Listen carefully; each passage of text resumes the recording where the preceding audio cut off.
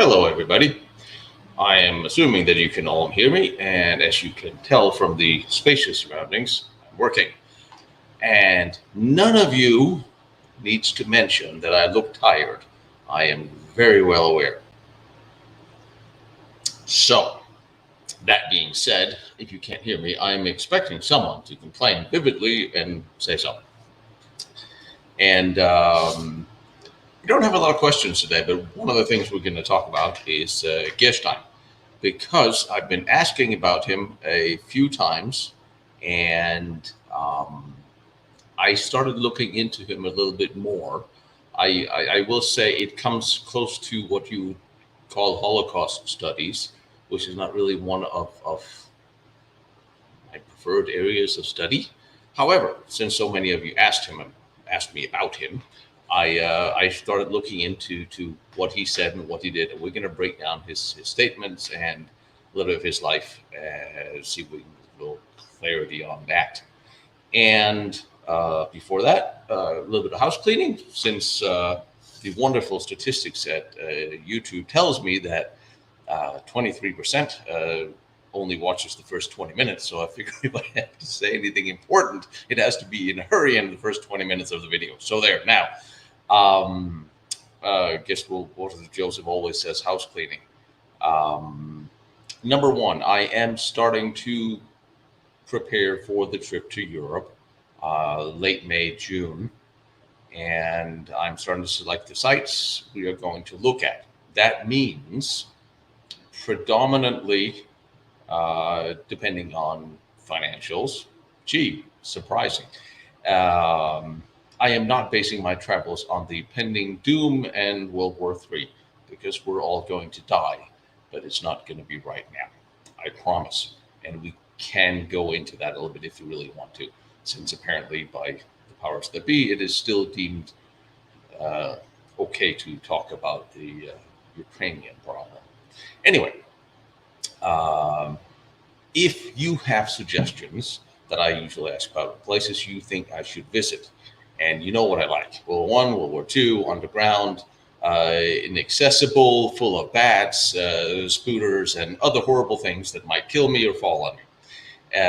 Forts and bunkers, and predominantly France, Belgium, Holland, Germany, Austria will probably be the summer main countries. I will try to go to, probably Switzerland as well, but Switzerland has a different story, and also around the Alps borders with Italy. Hopefully, the big NATO headquarters bunkers in on that other side of the border in Italy as well, if I can make it. Hopefully, Norway, Sweden as well. Hopefully, Finland, but it depends. It all boils down to economics, like it is with everything. But if you have any really good suggestions, they don't have to be last Nazi secret. They can also be just interesting. And I got the next 3, 4, 5 episodes from around France from World War I locations coming up the rest of this month. And there's some really cool stuff that I've been promising you, and I could really show it to you because I really wanted you to see the one with me and Roger in the trenches first, just to get an idea of what sort of like this is like for the French. And after that, now we can sort of go through the forests and the undergrounds and the strange experimental bunkers and all those things. So those episodes are coming up. And also, last Nazi secret coming up is Bergkristall and Kamla's biggest tunnel system out in Linz, Gusen, which is a very interesting journey now. And I'm not reading your message right now, because now I'm just saying what I have to say while my 5-hour energy drink is still working, because when it stops working, I'm just going to fall off the chair and you can all go home. I hope you are home. Anyway,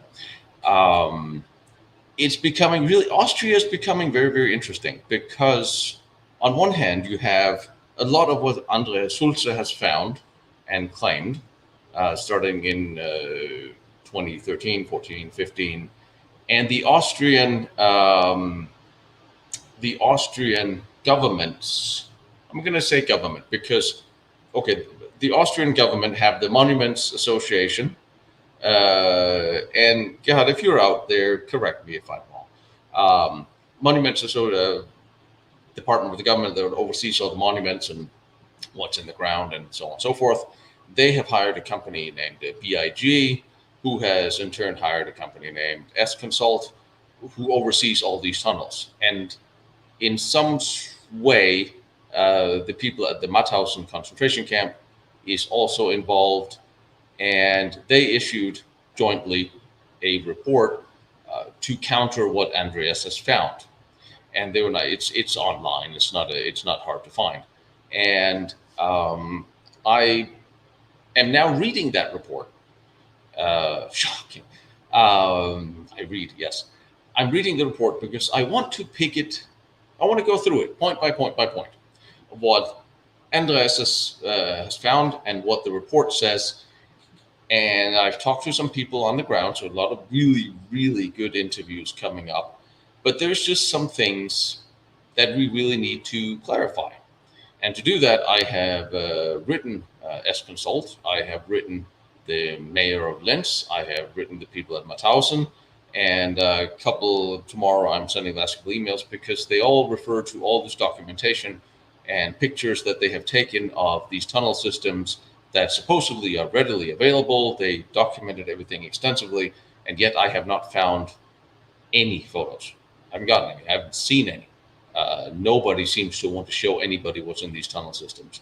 So, in the free and open exchange for historical well-being and to clarify what has turned into what I guess one could say a conspiracy or not, I just suggest they show me what they have, what they actually found during all this, because that would sort of settle all of our curiosity as to what really happened in there. So we'll see.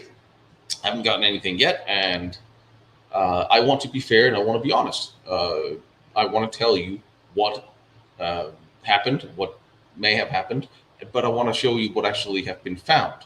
And so we shall see.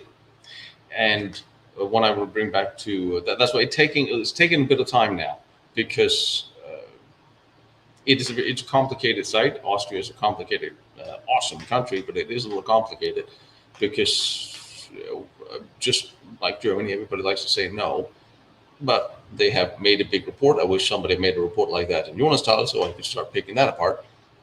But of course, I'm going to see George in Jonastal when I get back out there.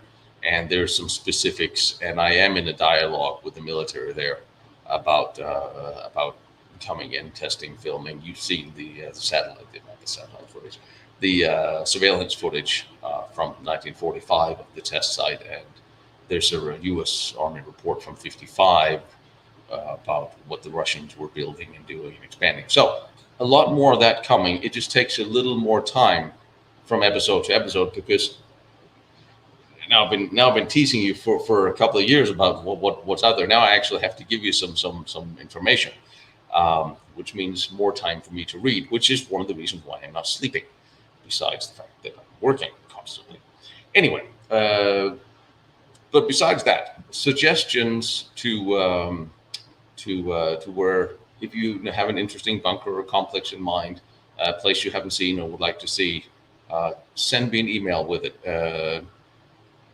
Put in the headline. What shall we see? I do get a lot of emails. I'm still a bit behind. Now, there's a couple of you guys I'll be responding to later on today. It is a balancing act, as you all know. But I do keep all my emails, and eventually I do get to them. So you're not lost for nothing. And anyway, send me an email with suggested trip sites in the headline, and then I will go through them. I would also like to go to the islands of the Isle of Man, not the Isle of Man, but the Channel Islands, damn it, where the Germans built an extensive amount. Not because I'm expecting any secret research to take place, just because I really want to go there. So if any of you live anywhere there and can show me around or has the keys, that would be really awesome as well. Ant Arms Museum in Austria. Ant Arms Museum in Austria? That's what I thought you said. Huh. I don't know, Jeff. Give me some. Anyway, arms museum in Austria. I really don't do much of arms museums because, well, I'm in America. I play with arms. I'll just go into my backyard, which would be the marina, which would make people really annoyed. Anyway, never mind. Back to me chasing squirrels with heavy caliber weapons. Damn squirrels. Anyway, what I was about to say was, yes, Jersey. Thank you. I really haven't slept much this week.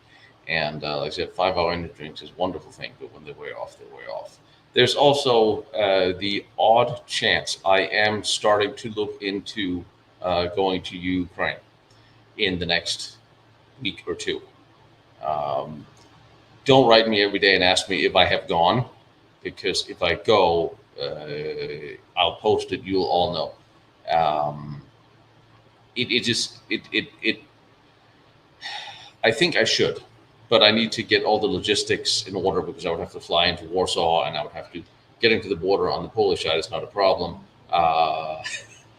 And but getting to Kiev and getting to the front line with a camera is another.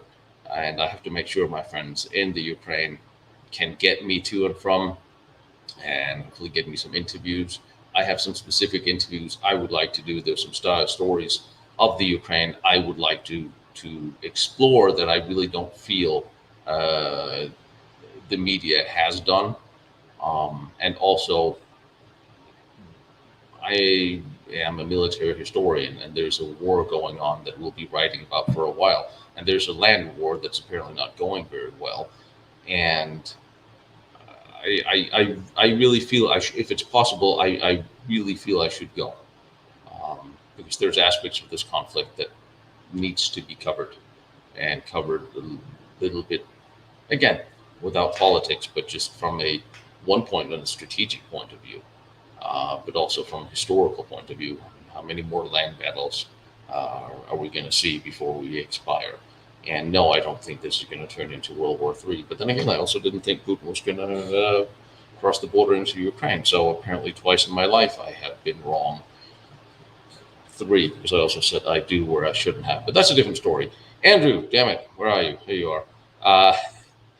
Thank you, Andrew. I'm counting that you are not out spatuling cement at this time.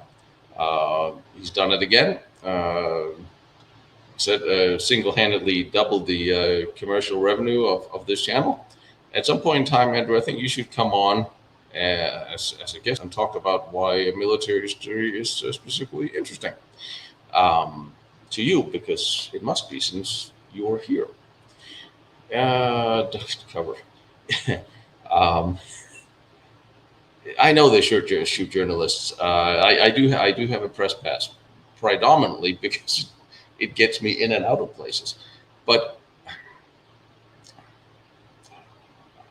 so what? I would like to talk to some of the Russians, some of the POWs that the Ukrainians caught, and some of the military people. I would like to see what's.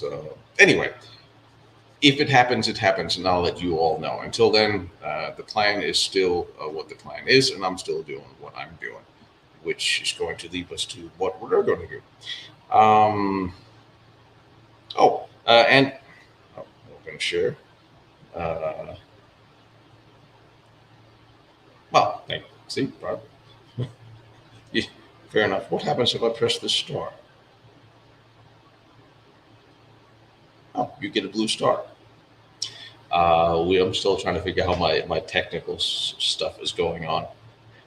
Hey, Wales. Oh, you're all here.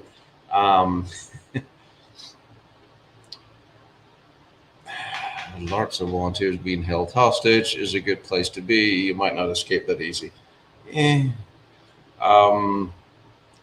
Craig, I'm not worried about that. I have lots of friends in the Ukraine. I spent time there, and honestly, if anybody thinks I'm worth a damn as a hostage, go for it. I don't think my commanding officer is going to pay more than a couple of bucks to get me back anyway, which is another one of the logistical things I need to work out. We have drill next week, and I got to find out exactly where legally I stand, if I have to take leave or what I have to do in order to do this. But again, if I can't get to, if I get stranded at the border, or I can't get to do what I want to do, or go where I want to go. Plus, I know they're working on a little peace proposal that I don't think is going to go anywhere for a little while, um, and there's just some things to this story that I am just not on board with for a number of reasons. And ever since day one, this thing has been irking me with Ukraine. It has been. Um, Thank you. A gallon of gas. I don't think I can get that for $25. I'm in California. That's $100 bid right there. Um, so why collect gold bullion so I can buy gasoline? Um, Thank you, Alan. I appreciate it, and I probably actually will put some gas in the car so I can get home. Um, no, I really don't want to talk to. Didn't want to talk much about the Ukrainian thing, because honestly, what I have done is specifically not watch the news about what's going on on either side, because it's not exactly. There's some lines that are being drawn and changed and moved around for this whole thing that just doesn't the narrative doesn't feel right. Although obviously the Russians did cross the border. I do understand from Putin's perspective. Um, One of the things about history is it goes really well with psychology, because you have to sort of be able to understand what your opponents are thinking and what the other side is thinking, and see history from through their eyes. And so I sort of understand why he is doing what he's doing, why he did it. But there's also a conflict that's been going on, active fighting since on the borderlands since 14 and before that. And there are some organizations that's been involved that whose motives and actions also somewhat questionable. But just the bigger picture, if you step away from looking at the news and just look at the situation, and who may or may not, like I have always said, no matter what happens internationally, whether history, politics, the news, whatever happens, if there's a big noise in one direction, then you turn around and you look in the other direction, because that is usually where the story is. Um, and this thing may fall out into who's actually going to benefit from this in the end.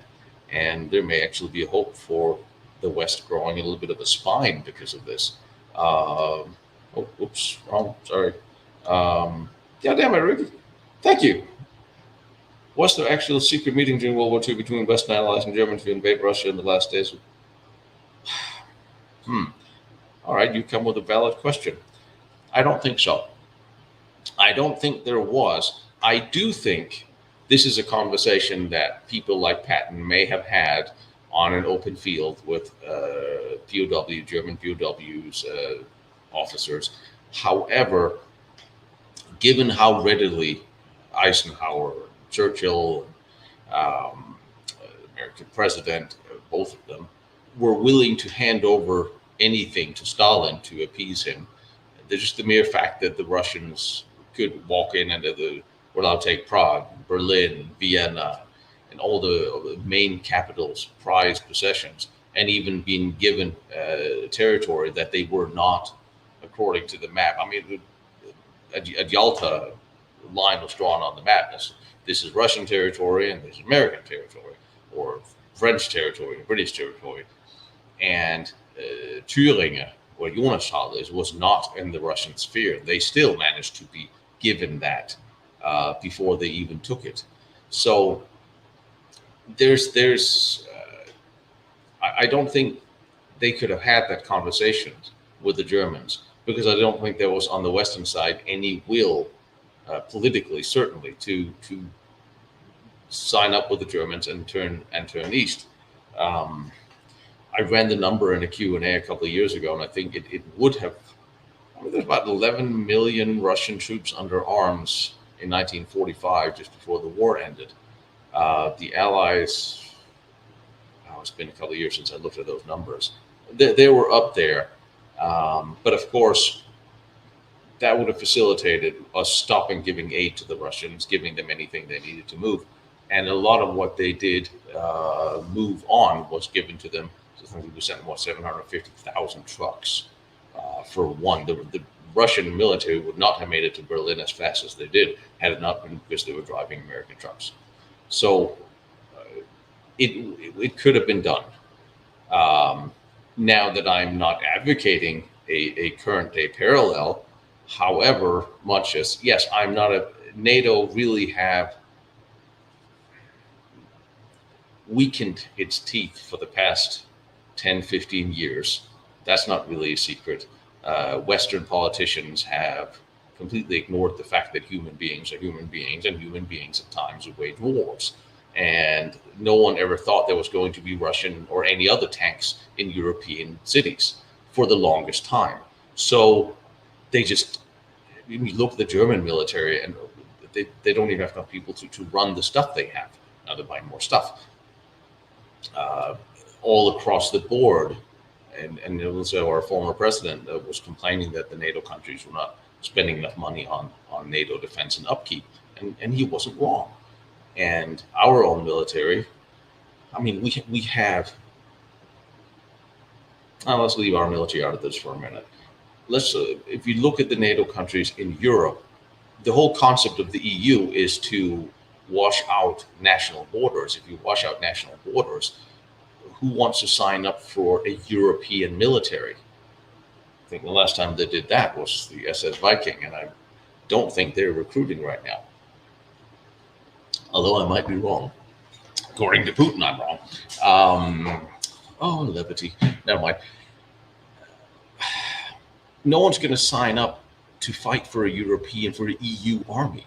And if you take away national pride and national sentiments and heritage, and you make it all about this big unruly mass that is Europe, you're going to have a problem getting people to defend it. Now, for people, this may turn into maybe to turn the tide a little bit in the perception that nation states are not a bad thing. National heritage is not a bad thing anywhere for everyone, no matter where you come from. You should be proud of where you come from, and love your country, and love your food, and love the architecture and that your heritage, your grandparents built. And if we are watching Ukraine defend its borders the way they are, and the fighting is real. I have friends on the ground. They're very proud people, very proud of their country. And if you want to really rebuild a defense of borders, you have to rebuild the defense of the nation state, the concept of a country, not a union, because that will rally. People will rally to the colors of their country, of their family, of their friends. You fight for many things, but you most certainly will fight for the sanctity of your country. And that, in order to have all the individual NATO countries step up and revamp their militaries, which they may now do, with that will possibly, hopefully, come a sense of patriotism for all different countries. So in that sense, something good may come of this. And because that is what usually happens in crisis. And everybody's praising how Ukraine is fighting for their borders and their country. Yet so many Western countries are completely and utterly willing to erase their own borders. That is a perception that has flaws in it. It's very hard for a politician to say, look at these people, it's absolutely awesome. They're fighting for their country, for their nation, for their borders. But we don't. But you still sign up. It's an interesting argument that will eventually come. And we'll see what comes out of this, besides a whole lot of military spending. But military spending started so many other wars and kept them going for a while, didn't they? What is Hope doing these days anyway? Good. That people with a sense of humor and sarcasm here. So anyway, we can have this conversation without it being political. I just think it seems like a narrative that was prepared and pushed for a decade. And now finally it has happened. And that we have seen historically many times before. Um, I would very much like to hear. I would like to talk to Russian soldiers who are here who have been captured by the Ukrainians. I would like to hear how their build up, how their prep for this went. From a military historical point of view, I'm curious. I know the Ukrainians have trained for this, and according to my last mail from my friend, is they have plenty of people signing up, and they have weapons. And they need something bigger and better, but they seem to be doing okay. I saw the Russians were starting to dig in outside Kiev. I don't know if we are not right outside, but wherever they happen to be. Like I said, it's hard to get a clear tactical picture from watching the news. And from the individuals I know inside the country, where some of them are not in the military, it's hard to get a clear tactical picture of what's going on the ground. But if people are digging in, that means they're not moving or they're planning for a siege. And I don't think a siege of Kiev is a feasible thing. It's a big city with the hills in the middle where you can literally see the siege lines. And if armored drones are coming from the states, as we've been told they were, plus I don't think the Russians are digging in because they want to do a siege. It just doesn't seem tactically sound. Not then, not now. I was going to show us my Enfield. It was the bayonet I have. Well, I'm at work, so I can't really bring all my funny weapons and bullets and stuff. Well, I can, but it didn't. Um, all right. I don't have an Enfield. We have an Enfield motorcycle at the store, at the shop, but Enfield was taken over by an Indian company who's now building them, and they're kind of cheap. Um, so anyway, the French bayonet, yes, the French bayonet. Like I said, it's sitting at home in one of my safes. Sorry. Uh, so are the bullets. The bullets did make it out in my bag, and they are very interesting. I will show them to you next time I do one. From whom? I do have some stuff, um, including I found out I had what actually turned into be a Colt 1892 .32 caliber auto, which apparently turned into be the same gun that Bonnie and Clyde had, and Al Capone had one, and quite a few of the old gangsters in the 30s had these little 32s. I'm pretty sure it's not the one I have. Mine was made in 1921. So now my ticket to Ukraine is funded. Maybe I'll find out tomorrow. So anyway, yeah, I know you meant Enfield rifle. I never got an Enfield rifle because the ammo for it is here is not exactly that easy to get. Um, oh, I would love to medal attack the Battle of Kursk. From what I understand, there is still a field where a bunch of Russian T-34s had assembled to the 30 or 40 count. Um, they were amassing, and they were shot up by airplanes and shot up again and again and again because, well, they were shot up and then the planes would go away, and then a couple of weeks later, or more planes would fly by. They would see these bunch of Russian tanks that are no longer burning. They would shoot them up again, and that kind of continued. And I don't remember the location of it. It was not near a city, which means then there's from what I've been told that they might still be there. That I'd like to see. Um, Also, I had family members who earned their Iron Cross on those fields, so not far from having shot out with that group of T-34s. So there's a lot of things I would like to do in the Ukraine. Some of them are not feasible right now, obviously, but some of them are. And there's very interesting tunnels from World War II, defensive tunnels that's built around Kiev on the hills. And I didn't have flash on my camera back then. Yes, that was back then when flashes was in. Lady, don't even think about commenting. Rat. Um, Now, what I wanted to do let's talk about this here gentleman that everybody has asked me about. Let's see if I can figure out how to actually pull Guest up. Just a picture of Guesstime so you can see the Muppet we're talking about.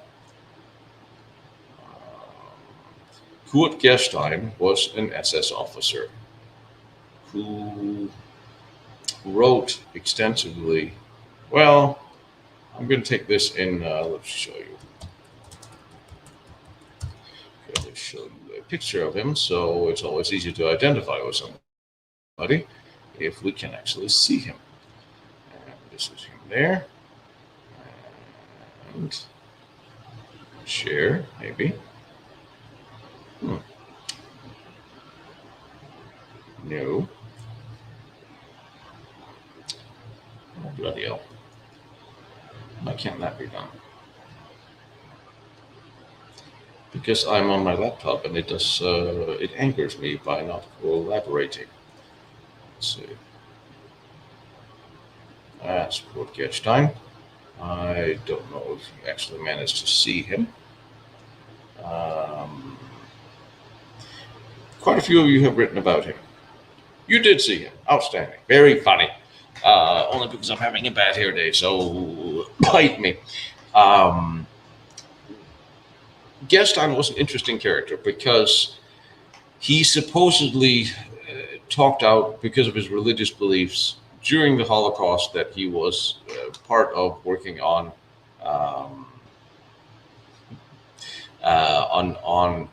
delivering Cyclone B to these various sites.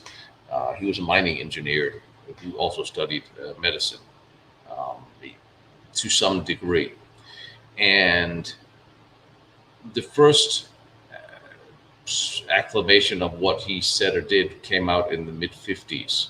Although at the end of the war, he turned himself in and wrote reports that were used at Nuremberg about how he witnessed the Holocaust and the gassing of Jews. And then he accidentally hanged himself, or he was hanged in a French prisoner of war cell without any letters, which is rather questionable. Both because he was not Catholic, he was Christian.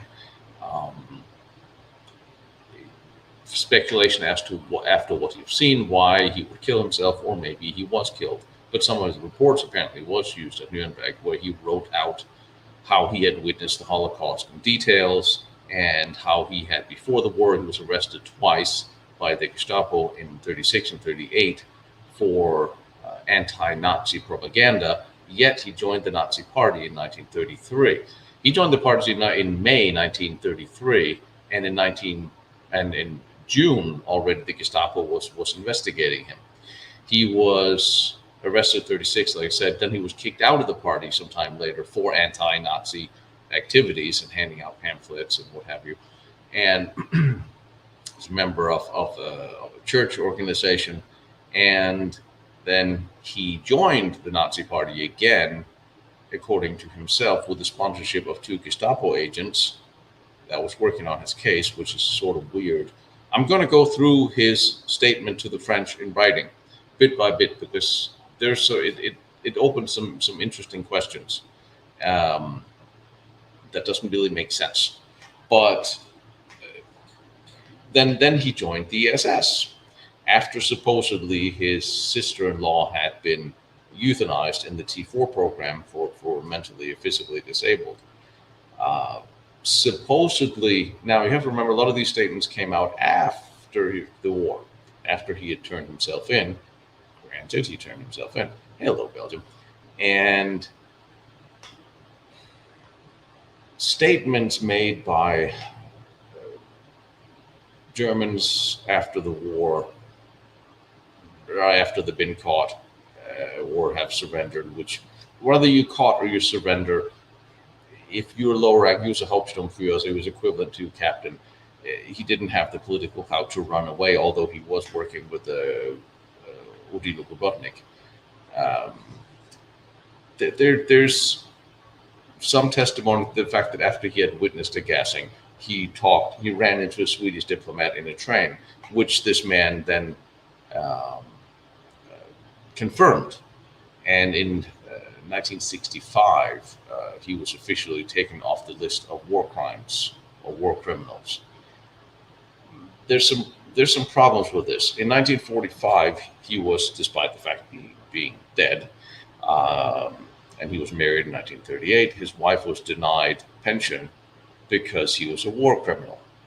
And later, after the Swedish diplomat and so on had started, it all came out that he had what he had done before the war. He had supposedly joined the SS in order to figure out what was going on inside the organization from the inside, and talk about it. And he had told this several people during the war about the gassing of Jews that he had witnessed or participated in, being the one that was an expert in the Cyclone B projects that was brought to these places. Um, I'm going to, in a minute, I'm going to go over his entire statement, because there's some things that just jumps out at you that just seems a little weird. But anyway, he was taken off the list of war criminals in 1965, and supposedly he said that I suppose she was getting her pension afterwards. It just happened so long ago, and if the Allies at the time had believed his full statement, I'm not saying they had to believe it in order to use it in Nuremberg, because the Nuremberg trials, there were plenty of documents that were coerced or not authenticated, used in that trial. So for them to have a document from an SS officer that he signed, that he witnessed this, false or not, right or wrong, makes perfect sense for them to use it. However, he was still sentenced for war crimes after this, which is if he had done all this in order to expose the regime, well, he has still participated in all these things. And regardless of how much he was saying afterwards that he felt bad about it, well, he still participated in it. And he was still sentenced for it at the time when you would think they had most of the documentation information. So for them to then take 10, 15 years to exonerate him, and now books, movies, plays, where he's this unwilling witness. I usually have a hard time with those, and not that I'm knocking Spielberg at all, but you also have to remember Schindler's List was a novel, and it won the best novel award, and there are things in there that are absolutely factually incorrect, including the man who Schindler's partner, who owned the trucking company that was able to pick up his Jewish employees and save their lives. He was never even mentioned in there, and he probably had more to do with actually rescuing people out of camps than Schindler did. Plus, Schindler was never at Auschwitz; he never visited there. So there's and one thing Schindler's List forgot to mention is the camp commander at the time was that displayed as it was played in the movie. He was sentenced and tried and put in prison by the SS for cruelty. I thought that's something that should at least have been mentioned. Anyway, so now we have another book and a novel and a story that sounds good, that's been dramatized, and it's online has been dramatized for movies and for plays. Dramatizations makes it, again, hard to go through what's actually right or wrong. So let's go through the man's papers. Like I said, one thing, there's a few things that are certain. He was religious. He was arrested by the Gestapo for speaking out against the Nazi Party. I don't understand why already in the 30s, in 33, not far after Hitler came to power, he had joined the Nazi Party, and he managed to get back in on probation in 38. And then he managed to join the SS. And he became rather valuable because he knew something about fertilizer and he knew something about chemicals, and he had done some things with this remember, Cyclone B was originally made as a delousing agent, and that's what his expertise was. And he himself wrote that he had hindered a large epidemic outbreak by delousing using that, and that made him valuable. And that's why, even when the courts figure out that he was now in the Gestapo some time after, they they kept him in. Despite you would wonder why somebody who had been arrested by the Gestapo twice could make it into a fairly captain's not fairly high ranking, but a ranking position in the SS. That sort of seems contradictory. But anyway, let's see what the man actually wrote, because I thought this was fairly straightforward, and of course it's not, because nothing ever is. Which means that right now, while I'm reading this document, I cannot actually read your comments, so hold them for a minute, because, like I said, I can't read them. Okay. This statement was written by Kurt Guesstime on May 4th, 1945, and it states eyewitness report of mass gassing. Okay. Now, here's a couple of things. So he talks about how he was in the service, how he was family, his education. He wasn't a stellar student, but eventually he got through. He studied humanistic high school. He got his studies in the degree in the humanistic high school near Berlin. So if he lived in Berlin, he might have been a little bit of a he was a liberal at the time.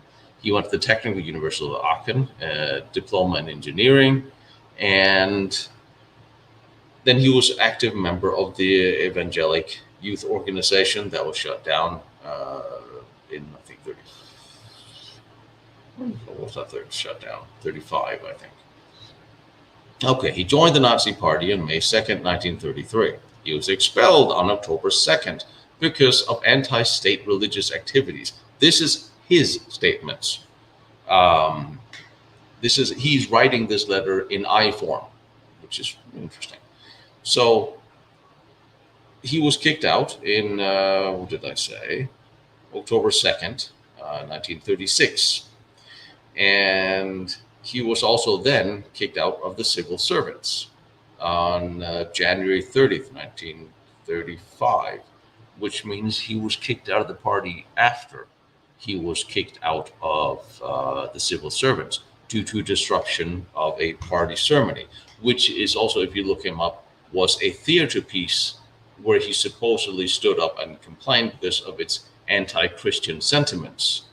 So now there's two different stories as to why he was beaten up by the SS, or by the crowd, and arrested in 36, or this was in January 1935, disrupting a party ceremony.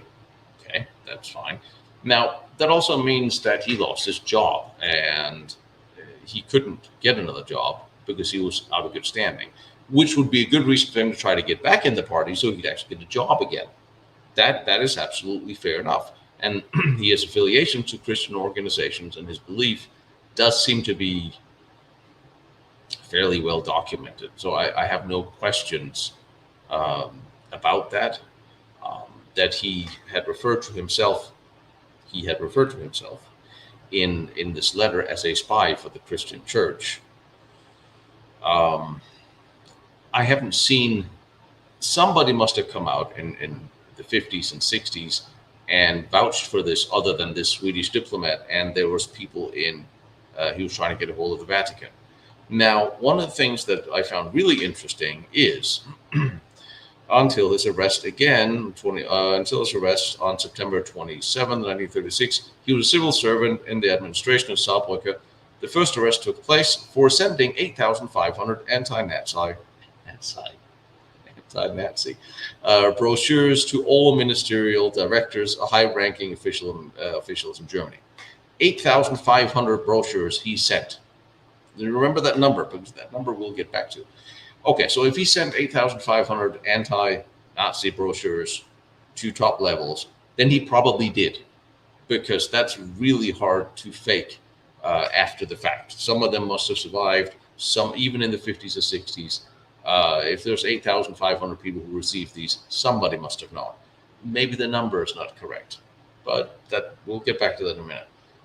So he must have said or done something. Also, to get himself arrested twice, he must have said or done something. And apparently, he had money. I think the family owned a business. He was a partner of a company, the Leon Fume and Company in Düsseldorf, and made about 10,000 Eichmarks a year. And he said he spent a third of this income on his religious ideals, and it's particularly 230,000 religious and anti-Nazi brochures printed and sent out on his own expense.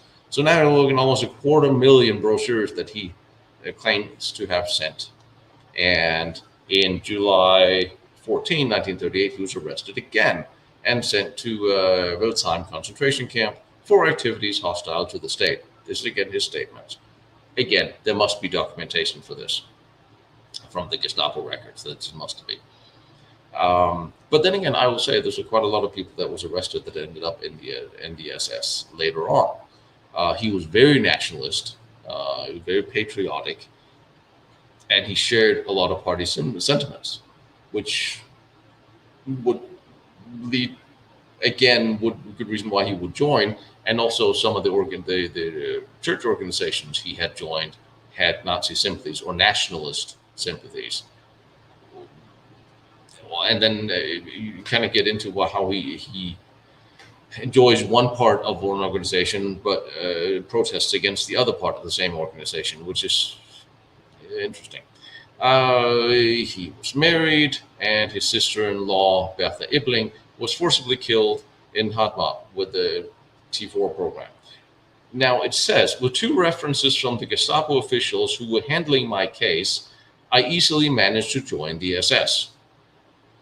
And he had boasted that he had only Aryan pure blood in his family line.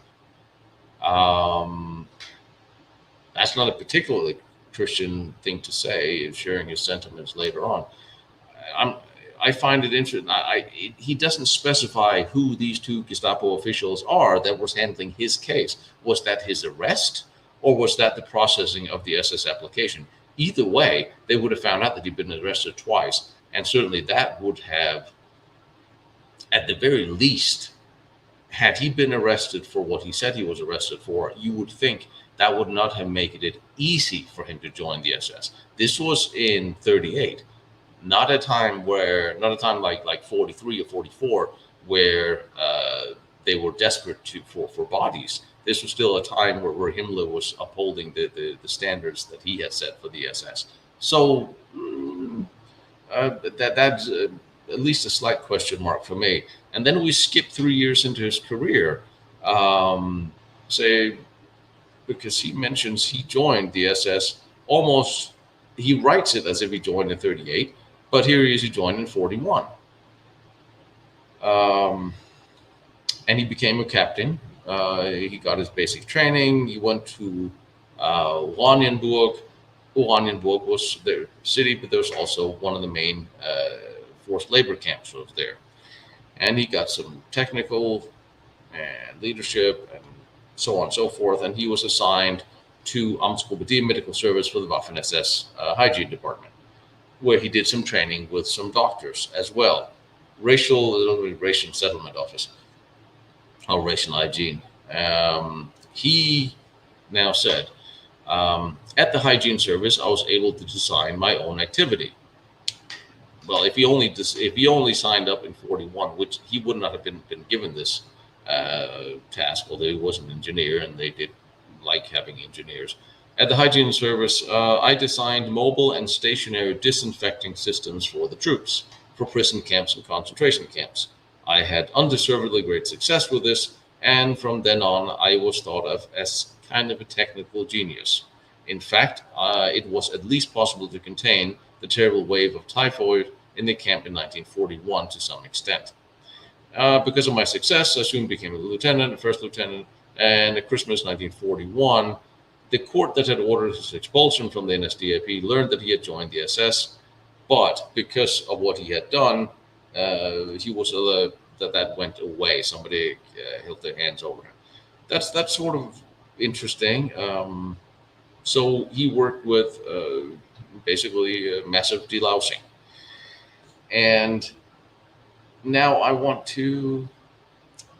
And in January 42, he became a department head for the Health Technology Department at the same time as he took a dual position in the sector for the Reichsarzt SS Police, Reichsarzt Reichsdoktor. So he took over the entire technical disinfecting services, which is why he worked with Cyclone B for disinfecting. And at one point in time, the Blotnik had sent for him to bring hydrogen cyanide to 100 kilos. And this is where his stories get interested. Now he went to some of these, specifically, he went um, to Lublin, and what he worked in, he went to Belzec, Treblinka, and Sobibor, which were the main camps where this happened. And in Belzec, he described in detail how he saw some 1,700 Jews were disrobed, taking their clothes off, and shaved, and marched into gas chambers, 4 different chambers that didn't work, but they were killed by diesel gas, and it took 40 minutes before the diesel engine started to work, so they were locked in there. Now, if he was supposed to have brought 100 kilos of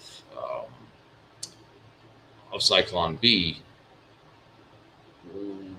if the system was set up for killing people with diesel fumes, and the diesel didn't work, why did they not use that? He claims that he had avoided using these crystals by claiming that they had gone bad and were therefore later on disposed of. Now, here's one thing that's very interesting, because he says he went in 1942, in June 8, he went to meet with Globotnik in Belzec, and the day before, Hitler and Himmler had been there. And when he asked him what Hitler had said, he said he wanted this to sped up and go faster. Now, here's the problem, because that's impossible, because Hitler was in Finland at this time. Hitler was not. He was in Finland, and after that, he was in Berlin, meeting with the I think it was King of Hungary. I actually looked it up because I thought this. He met with he met with Mannerheim in June, and then after that, he met with Reinhard Heydrich, and there are plenty of pictures documenting this. So now we have the first outright story that he had written here that is not true. And Himmler, according to his diary, we were also not there. Although for Himmler to have given these orders, well, we'll get back to that when I get through my Himmler documentary. But at least this statement can't be true. So now we have a problem with the credibility of what he's writing. And also when he writes about the amounts he writes, in one hand, he writes that 1,750 men, women, and children were gassed, and 5 lines further down, he writes that no notes or documents were taken as to how many people came off the transport, were gassed or killed, and no one wrote down the numbers. And so these were guessed at based on how many people should be able to fit in a train cart with some 48 train rail cars. So he's guessing or not, but it's just, he's old now. Remember, he's sitting in captivity writing this, and what gets really interesting, what I remember you told you had to listen to, was the number of 8,500, because that becomes important right now. When we get to 1944, he was told in January 1944 to obtain Just going through the document to make sure I'm actually quoting it correctly. These are the kind of things that get people in trouble. So I will not make any guessing. Where the heck is it? 53, okay. Hang on, I'm looking at the wrong document. Sorry, here it is. I have two translations of two separate documents. That's why I'm looking for it. Anyway, here we go. And here we go.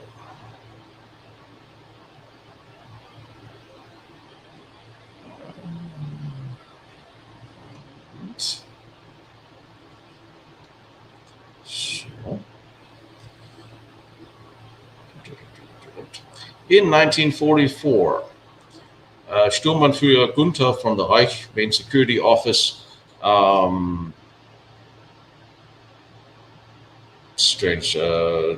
came to him in beginning 1944 and said he needed there was a shed, as he referred to, on Kurfürstendammstraße in Berlin, in which he intended to store the hydrocyanic acid. Explained to him, and he said that couldn't be done. He couldn't take responsibility for it. He wanted a very large amount of Zyklon B stored in Berlin. In fact, he wanted 8,500 kilograms, 8,500. And that's kind of where, which is supposedly enough to kill 8 million people. And he thought it was possibly because Goebbels wanted to kill everybody in Berlin if they didn't win the war, and so on and so forth. Now, this is where I'll just jump back over to you. Maybe. Yes, here you are again. Now, I have a problem with this. He printed 8,500 pamphlets, and 5, 6, 7, 8 years later, he found 8,500 kilos had to dispose of 8,500 kilos of Zyklon B. I just find it strange that that number is the same. And usually, not reading anything into it, if you have to make up a story, you try to stick to the same numbers you remember. And 8,500 kilos of Zyklon B is a lot. So where exactly that ever was to do in Berlin, and this is January, beginning 1944, no one would have admitted to thinking that the war was coming to an end. And this was a time where the air raids over Berlin was at its heaviest. And going right now, working on my Goebbels documentaries, I can tell you Goebbels was running around very seriously trying to dig air raid shelters, water traps. That's a whole different story. However, he was trying to save the people of Berlin. Goebbels probably also had an eye for post-war government somewhere. He was a little bit ambitious. He was a very ambitious young man. We'll get to that and when we get to him. But there was certainly nothing in 1944 that would strike me as having Goebbels wanting to kill everybody in Berlin. Quite the contrary. And I don't think Himmler certainly would have done that or even thought about this. So why exactly? And of course now Guesstime, he goes through exactly why and how he disposed of this. And now he said he had it sent to two other camps where it was disposed of as he had it sent to Oranienburg and Auschwitz, where for disinfecting purpose. And you have to remember that this was also used for disinfecting and delousing. Every military base, every SS base had used this product for delousing of clothing, and they had chambers for this. So, and he said he was very, very sure that he always put his name on the invoice, and he didn't pay the invoice, so he could track them. And there's just some interesting stories, and he of course swears to the authenticity. He swears to all his statements, and he goes through a very teary-eyed recollection of how in Belzec he was witnessing um, these some 1,700 Jews being gassed, and eventually when they got the engine working, and it was 200 Ukrainians that was running the operation with a Burobotnik, and so on and so forth. But he was, and then after Belzec, he was in the train going back to Berlin, where he met the Swedish diplomat and told him what happened, and told him to tell everyone. He said this diplomat was there, and he did it. He did meet this SS officer in the train. He did hear the story. He did pass it on, but not high up. It said he claimed that, hey, buddy, hey, Steve. Guesstime claims that was where the Swedish relationships with Germany went sour, because they were told. And on the other hand, according to accounts of the time, this report was not passed further up the diplomat. He shared it with a few people, but not high up in government. And Guesstime then went to Berlin, where he said he went to the archdiocese because he wanted someone to tell the Vatican. And this is another interesting story. This is in 1944, and because he was an SS officer, the people at the archdiocese kicked him out, and he was followed by a police officer who arrested him but let him go. Now, there's plenty of pictures of Hitler and Himmler and very high-ranking members of the clergy.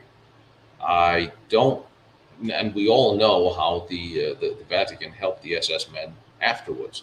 So I don't see why he would have been kicked out of this Catholic institution. And he also said he got very much in trouble throughout his career for his pro-religion, Catholic Christian stance. There was field priests everywhere. Even the SS had priests and celebrated Christmas. So I don't. They're just exaggerations. Also, he's talking about 25 meters high mountains of clothing at Belzec. And his whole purpose was to delouse all this clothes from all the victims, that it could be sold and generate revenue.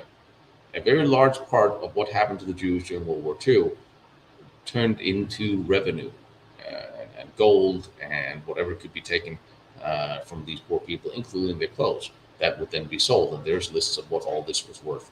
So we're still looking at a guy who was, after the war, sitting in a French prisoner of war camp. Turning himself in or having been caught really doesn't matter. And he ended up dead. And he wasn't exonerated until 15 years later. So I think, I'm certain that part of what he wrote was to exonerate himself. Did he witness what he said he witnessed? Possibly. Would he have been disturbed from having witnessing this, being a man of God? Yeah, definitely. Would he then want to talk to somebody who would about it? Certainly.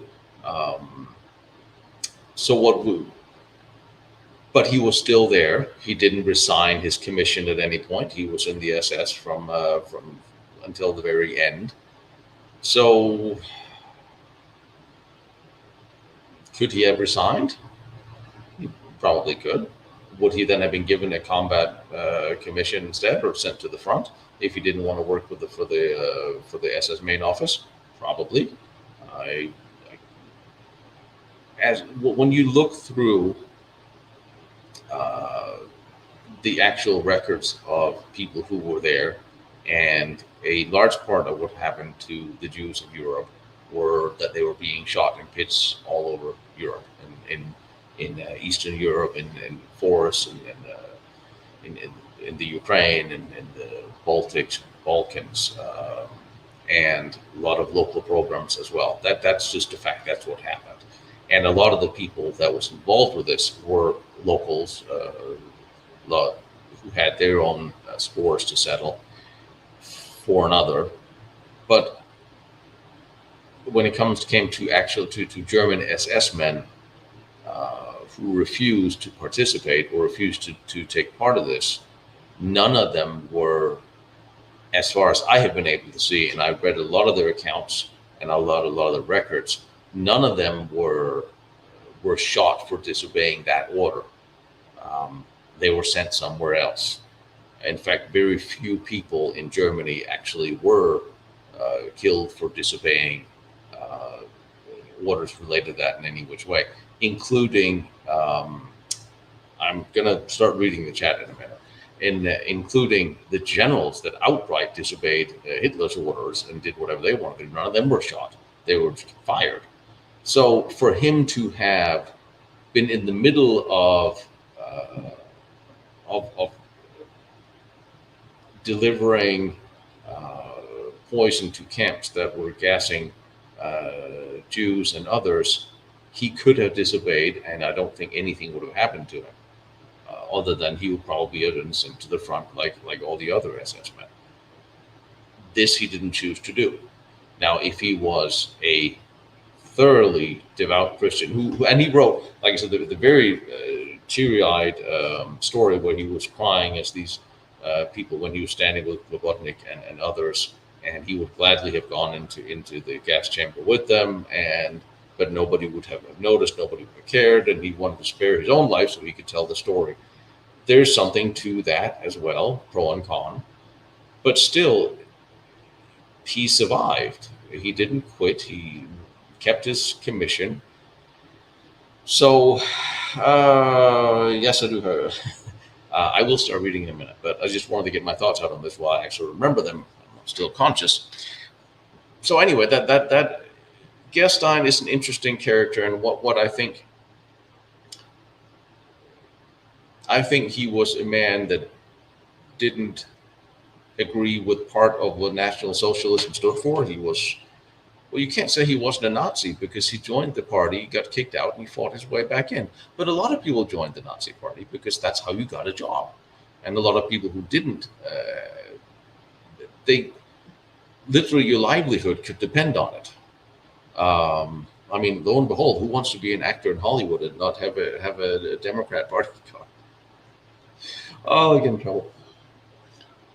Just saying that there are just certain affiliations that makes your life easier, and the way it looks for him, although he was accordingly, he was making money and part of his own family business, so he didn't need to join the Nazi party to get a job because he could work elsewhere. And then he, not only that, he went on to join the SS. And they're just, I have some questions. And now, fast forward, he's celebrated almost as this anti-Holocaust crusader who tried to tell everybody what happened, but he actually didn't really do anything about it. He was sentenced for being a part of it. But innocent people were sentenced. He was exonerated later. That doesn't really mean anything either way.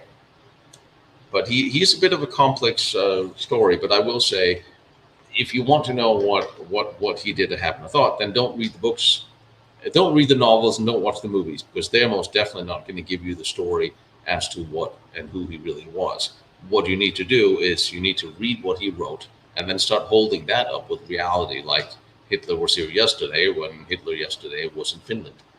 So now you caught him in a lie. Granted. I don't have any document stating that Himmler was in Belzec, although he most certainly talked to Guesstime about a lot of things. And now we'll start to read here what's going on here. What's up with the Facebook war on and no one goes there? What's up if it's war and no one goes there? Yeah, what happens if there's a war and no one shows up? Sure, sure for the medication. Never propped up. I have a search. Okay. Um, One thing about this guy. Well, Sharon, here you go. You can go back and that's sort of my the problem with a lot of the things that was written post war is they will tell one side of the story or the other side of the story, and you really have to go into the actual documents, the actual statements that these people made, and then you have to hold them up with what is plausible. Were they there? Were the people they said they were around there at that time of that day? So, um, so anyway, but certainly a lot of people who were involved in the killing of innocent people during the Second World War did not agree with it, did not want to be there. Some felt it was their duty to their country. He was a patriot. Maybe it's so easy afterwards to say that I did all this because I wanted to tell everybody, and I did, and he did. He did try to tell people, try to get messages to the Vatican and to the Allies. Here's another story. Here's another train of that thought. He told the Swedish diplomat, who then said he called back to his State Department back in Sweden and talked about having met this man who had said this to him. And we all know that all diplomatic calls and vouchers were read by Himmler and the SS.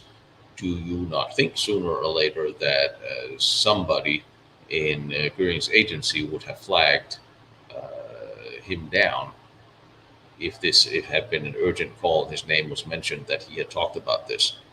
Different story. Anyway, what is interesting? It's a question I don't know the answer to. Love those. What do you know about black tanks from the Totenkopf SS? I saw them in some pictures. Not a damn thing. Send me the pictures. It's not honest. I'd never seen I've never seen any black tanks, honestly. So let me know. I'll find out. Yeah, that's another thing. The Germans wrote everything down. They kept tracks of everything. So for him to claim that they did not document the number of victims supposedly gassed on this day, that's a little hard to believe. That he didn't, as a first lieutenant or a captain at the time, have this information. There's no reason for him to have, unless Plotnik had said, today we have 750 people coming in, which he probably didn't, because everything was very, very secretive. And supposedly he also said he would have to take him around to these places, these camps where this was happening, because he couldn't send him a pass, but make him a pass to go because it was too secret. So now we're looking at the top general in charge of Odilo Rodnik having to take a first lieutenant around two places. That they met, yes. That they worked together, probably.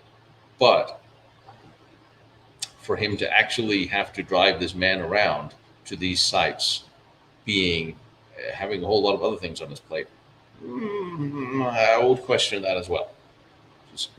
So there's things you have to break down when you hear stories, but the fact when we have an exact translation of what he wrote, and then he accidentally died by his own hand. If he killed himself, well, if he would have been a problem as a witness if he was contradicting himself, but they needed the statement for the prosecution.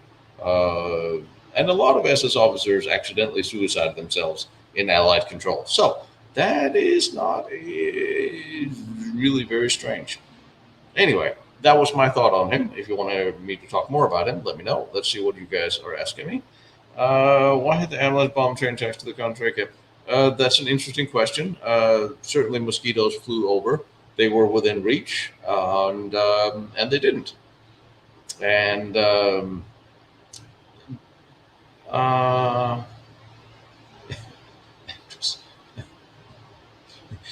hey, if I transitioned and became an actress, I'd probably be working in this town too.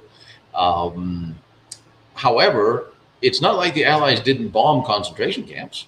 They bombed Doha Mittelbau and killed 8,000 prisoners and 3,000 civilians. So it's not like the British Air Force had any problems bombing slave labor camps. So why they didn't bomb the ones in the east? Uh, well, guess it wasn't interesting enough. Maybe a cigar. Pia's not having any cigars for a while. Okay, what was the point? What am I missing? What are you guys talking about? Most statement made to the end of the war limit and involvement of war crime. Yes. To get back. Yes.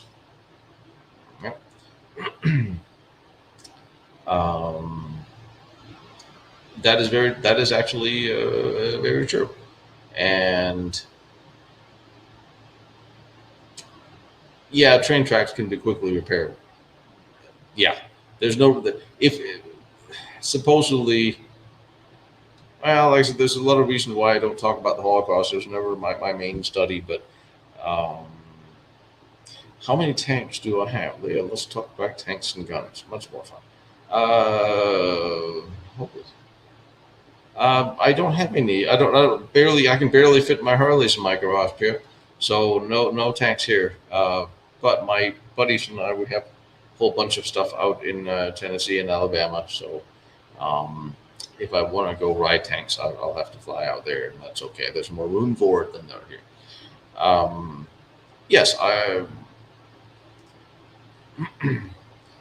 Well, Eisenhower is not exactly one with a stellar reputation, uh, including the appeasement of the Russians, which he most certainly did, much to Patton's frustration. He let the Russians do whatever they wanted. And um, again, did we hand over the Cossacks in order to get Allied airmen back from the Russians? Um,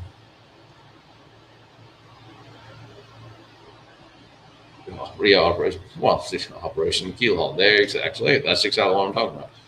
We all knew that the Cossacks who had fought on the German side against the Russians, they would be handed over with their families to Stalin, would be killed, and they were, and still did it.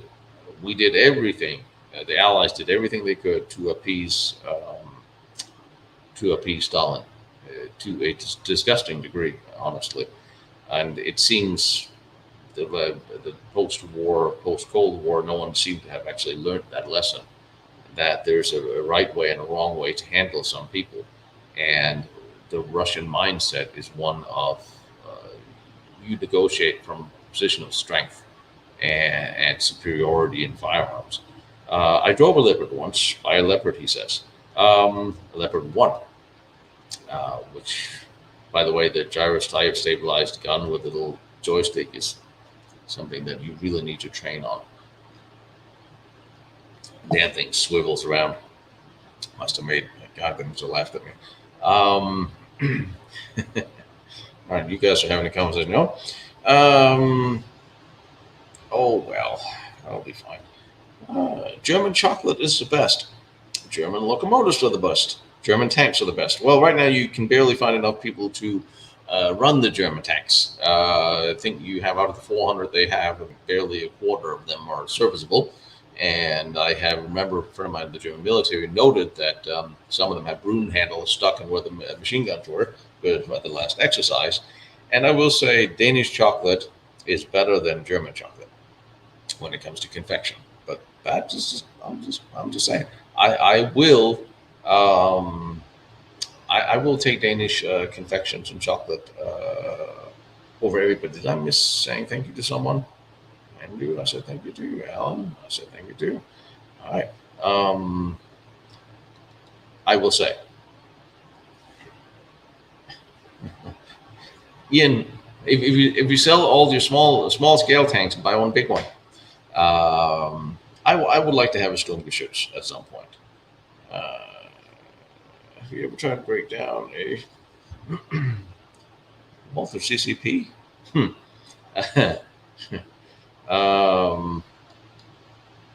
I like the little Walther PPK, but yeah, we'll talk about the reason why I like The Danish can you get Danish chocolate into U.S.? No, you can't get most things are not particularly good. What do you do in the Danish? You have these great confections. You can probably go to what are they called? It's going to be somebody Danish out there to remind me of there's the Royal Copenhagen. No, there's they make marzipan, they make confections. You can probably order them, but they've got to be Danish because you have in Danish confections you have nougat, you have marzipan, nuts, pistachio. You have a lot of different things in them that makes them really really good.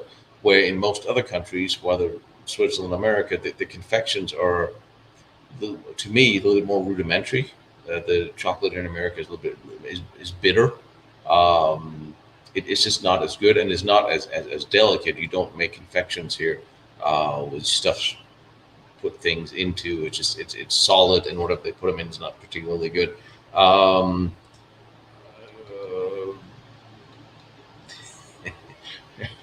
I've seen whether you show the Russian tanks that totally shut.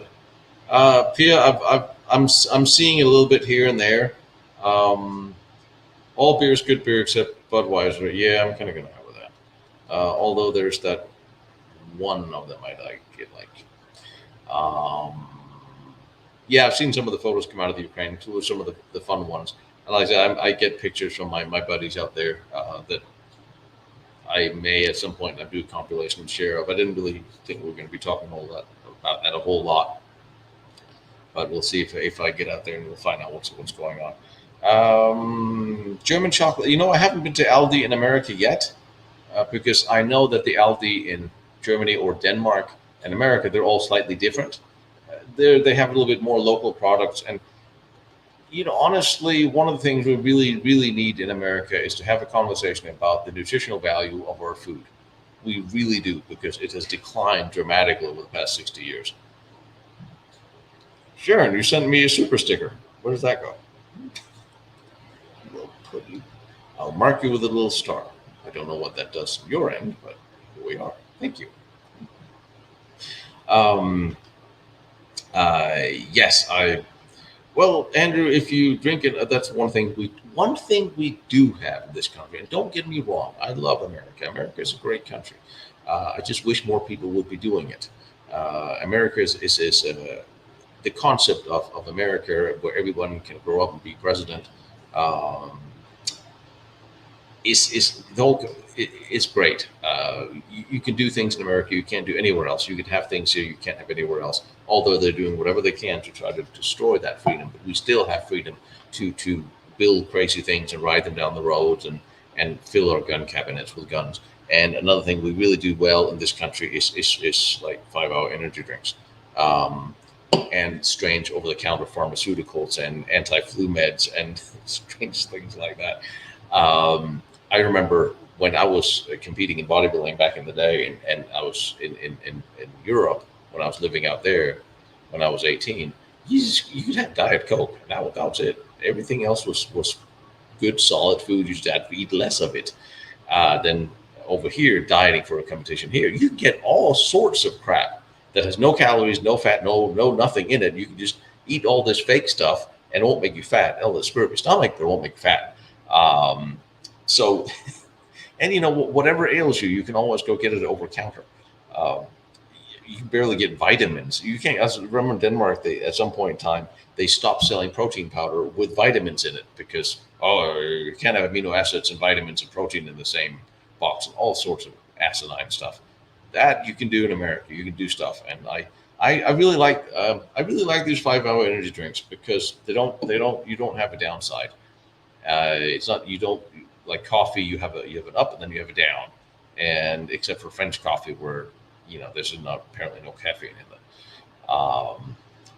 And my mom, she loved the 5-hour energy drinks because they're very small and they have a bit of a lot of energy in them.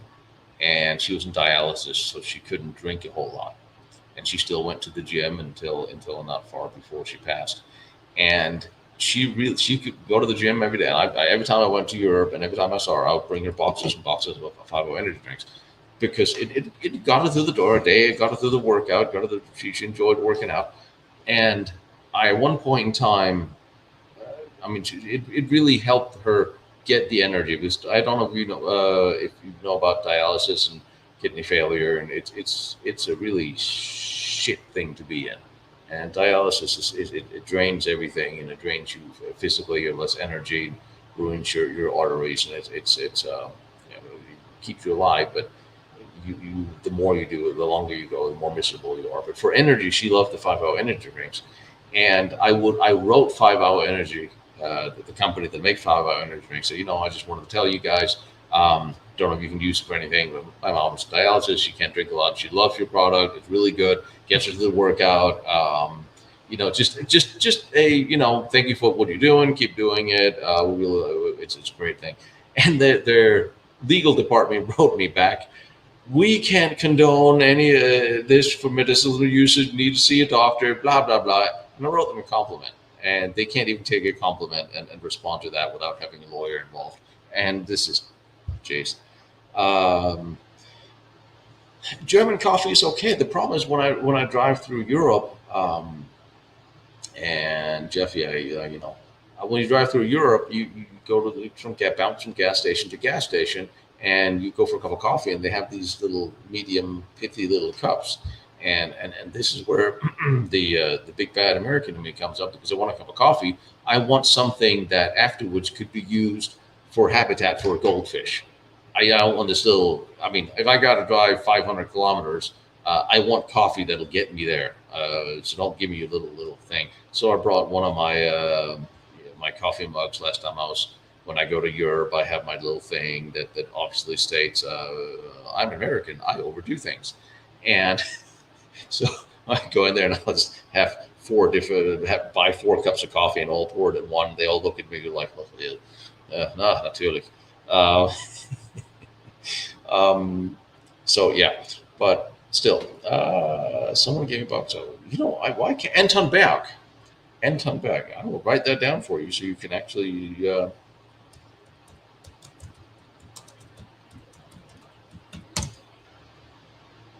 There you go.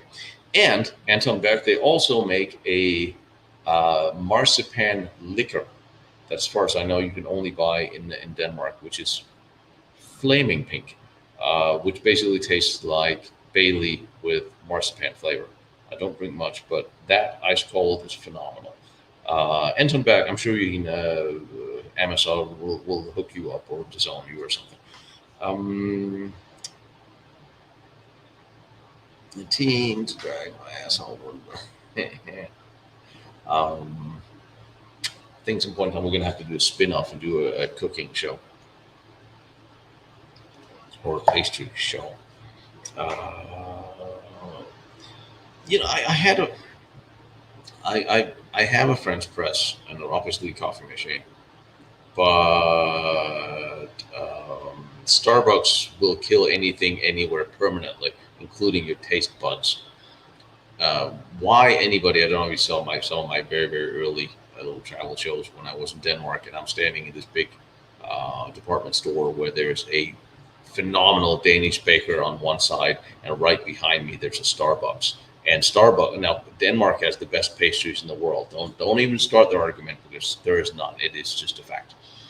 But Starbucks will import their crappy, frozen, yucky pastries, cardboard, whatever it is, from America to sell in Denmark. And I'm standing there watching people eat this crap, sitting in Starbucks, when right behind me there's a phenomenal Danish bakery where you could just go get something that's really, really good. And I always wondered why Starbucks taking over America with bad coffee one day, one cup at a time.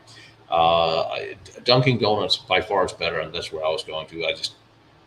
Uh, I have a Keurig, and it's just so damn easy. I'm pretty sure there's less caffeine in it than in the proper cup. You know, um, Keurig and what's it called? Dunkin' Donuts are actually pretty good.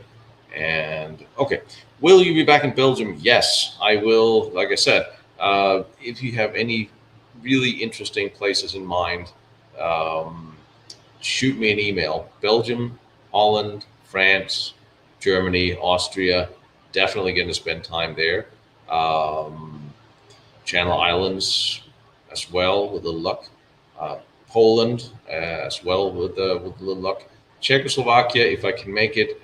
Italy if I can make it. Austria I have a rough. Roger and I are supposed to go to one of the big mountain forts in Switzerland, but I know he's also finally starting to get busy again. So I don't know.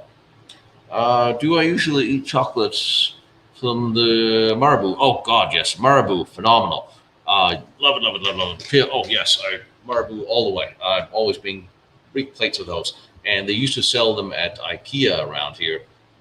It's usually Marabou a dime. Love that. And then they started selling their own little pathetic little thing, chocolate thing. But I think they brought Marabou back. I do have a problem with IKEA because you have to order on a computer now at the checkout of the little restaurant, and you can't pay with cash, which means I'm just not going to buy anything. I don't have a whole lot of dead end rules, but if places don't take cash, I'm just not going to go there. Very simple. Not even if I have cards, but of course I do.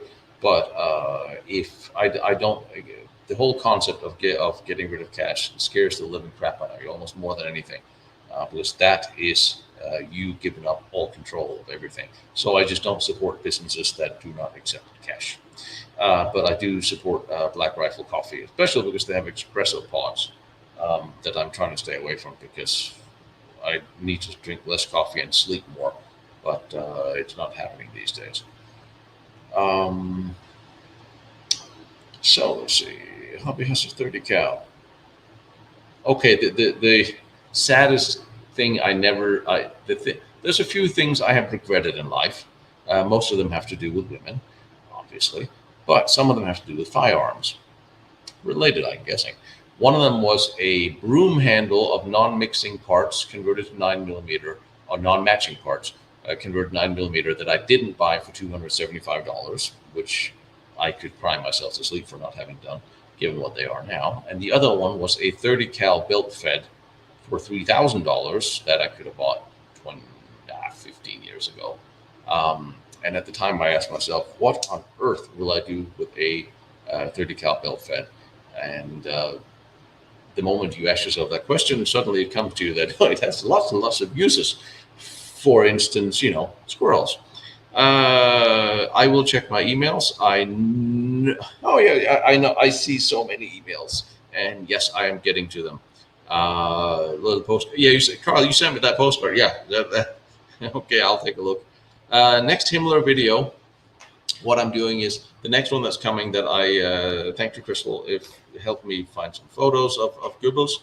I'm doing the top leadership, but I'm doing them in stages from birth to around 30 years old. So I'm doing Himmler, Goebbels, Goering, Bormann, if I can actually find enough information. And then after that, I'm going back to Himmler again until the beginning of the war, Goebbels, Goering. And so I'm following the time period. Basically. So by the end of this year, I should have done at least Goebbels and Himmler and Goering, because those really are the three interesting people, Raymond. Those are Goebbels is very much an interesting person, and when you look at the way you process news and media and propaganda today, he was very much ahead of the curve. He was a very, very smart man, and a lot of people, unfortunately, have learned a lot from him. And eventually, when I'm done with all of those, I want to do a spin-off on the evolution of propaganda, just because it's interesting and everybody does it. And Goebbels, he really did. He did have a knack for that. And despite the fact that he apparently quite possibly was a virgin until 1933, until he was 33. Which I'm still trying to confirm, because that really there's some inferiority complexes going on there. Starbucks, I know, right? By the serial number, we can tell battles in. Sharon, are you? Well, if anybody has a specific inward, I need to call Colt and find out who actually bought my 32. Well, guns and women are very temperamental. I will say that guns are less temperamental. Well, I mean, none of my guns have ever gone off on me on Hinge because I got home late. I also don't really get home that late. So anyway, I'd love you to stop by the Turkish Museum in Norway. Andrew, yes, I would love to go by Norway as well. There's a lot of things, including there's the big Adolf gun up. You have to put all the cool stuff in Norway really far away from everything. So it is going to take me at least 2 days to get there and 2 days to get back from there. That is, and this is where I get. There's a lot of things I have to see, and would like to cover and show you. But if one location takes me 4 days to get to and from, there's some. I'm probably going to have to do a dedicated Norway trip so I can do the whole way around. And I do like Oslo, despite it's stupidly expensive, and it really is. Yeah. But yes, Norway is definitely on, and I have to want to go to Norway and do it this year before winter. So it's going to be summer trip or autumn trip, depends a little bit. Finances. I've just delivered a feature film, so hopefully in a couple months, I'm going to get rid of the money I'm making and spend them on you guys. Yay! Give something back. Sold my M1. Yes, I sold my M1 a long time ago. Unfortunately, I had a run-in with the crash, and after 08, that didn't catch up with me until 11. But that's when. So you may not want to invest in stocks, but if you invest in stuff that can then turn into cash, if you fall on hard times, it's that's where some of my guns went. You had a friend that loved Starbucks. Well, up in Canada, well, Canadians are special these days. Can I put instructions on how to use the Patreon page? I can't even figure out how to use my community page on Patreon. But yes, I think you have to join my page, and then holy hell, I'm bad here, dude. Suck it up. I believe you have to join the page, and then I'm putting up all the Last Nazi video. I'm putting up videos in general, so you can watch them there without commercials and pictures and research. But you have to join first. And that should be somewhat self-explanatory, says I, who cannot figure out how to post on my own community page. And yes, thank you, Jeff. I know I will figure it out. I'm just thinking that some of my posts will automatically go on the community page, and that's why I don't have a dedicated community page on my own, if that makes sense. Guns are easy to learn. Women are impossible to learn. Yes, I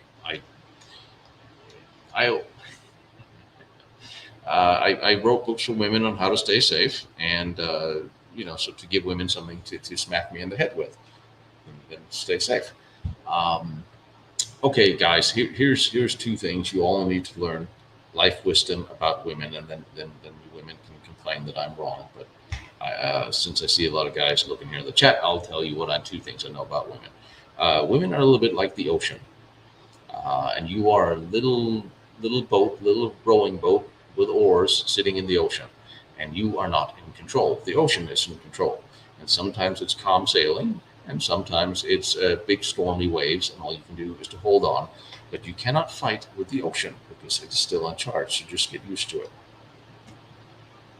I guess that's the interesting thing about difference between men and women is we do things differently, and that's what makes things fun. If we did things all the same, well, what would the fun in that be? Just enjoy the ride. I don't know. Yeah, right.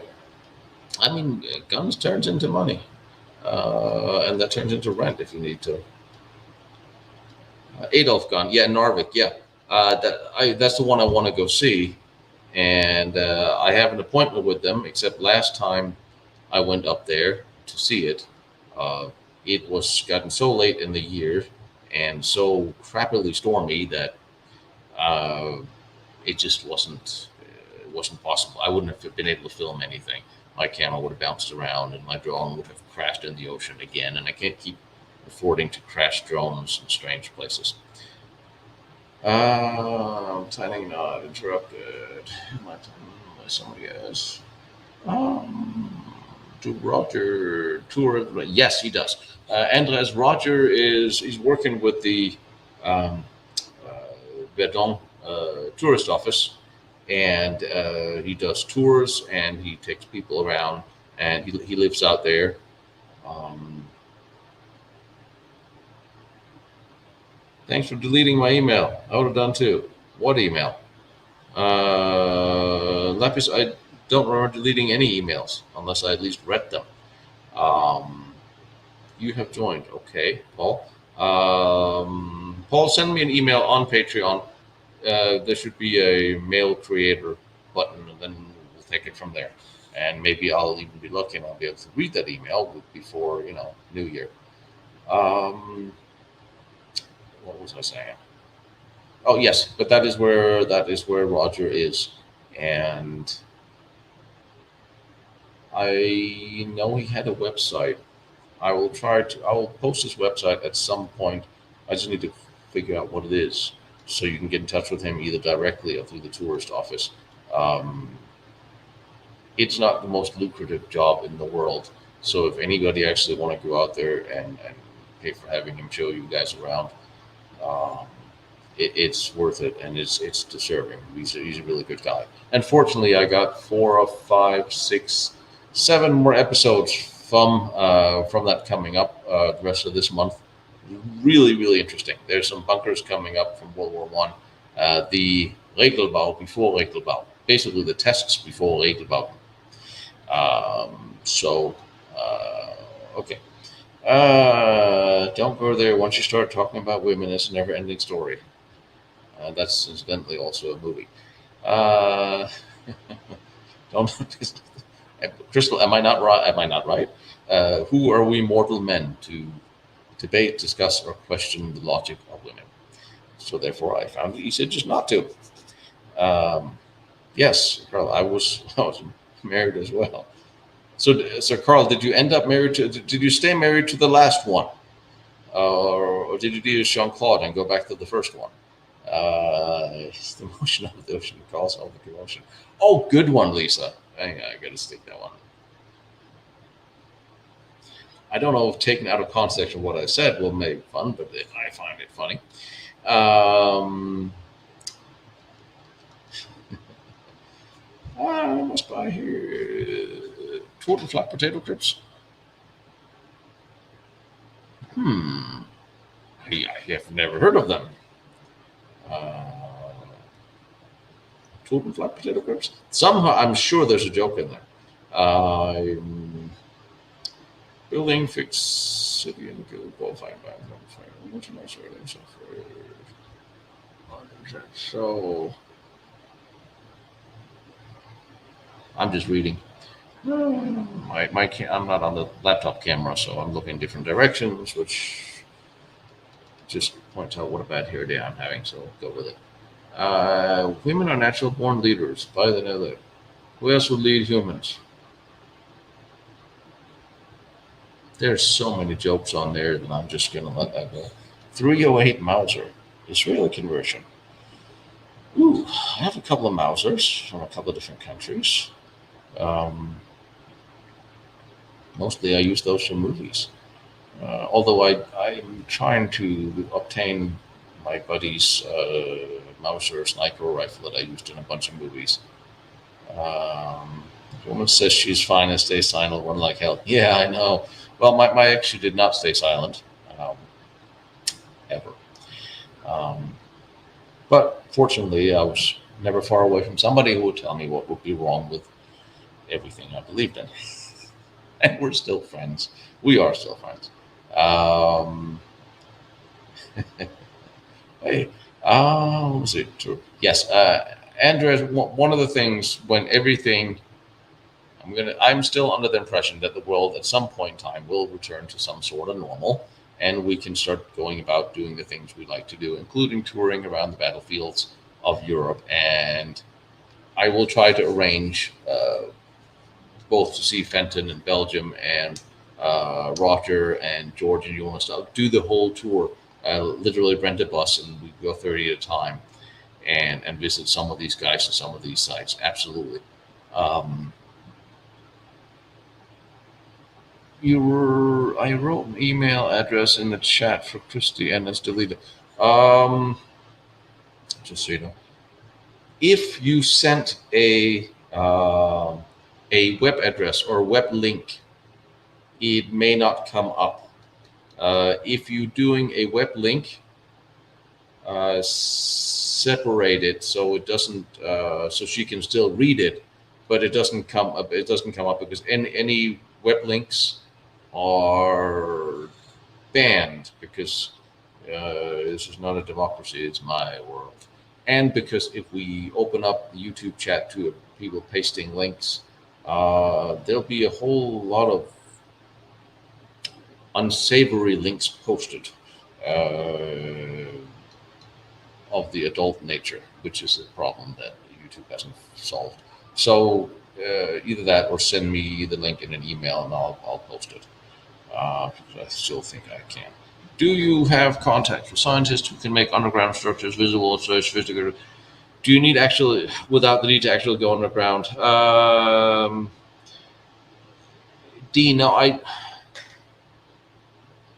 I don't think the problem with GPR and underground research is it is just not good enough yet to clearly determine what is underground. You can determine that it is something underground worth for you to go to, but you still need to go there to figure out what actually is there.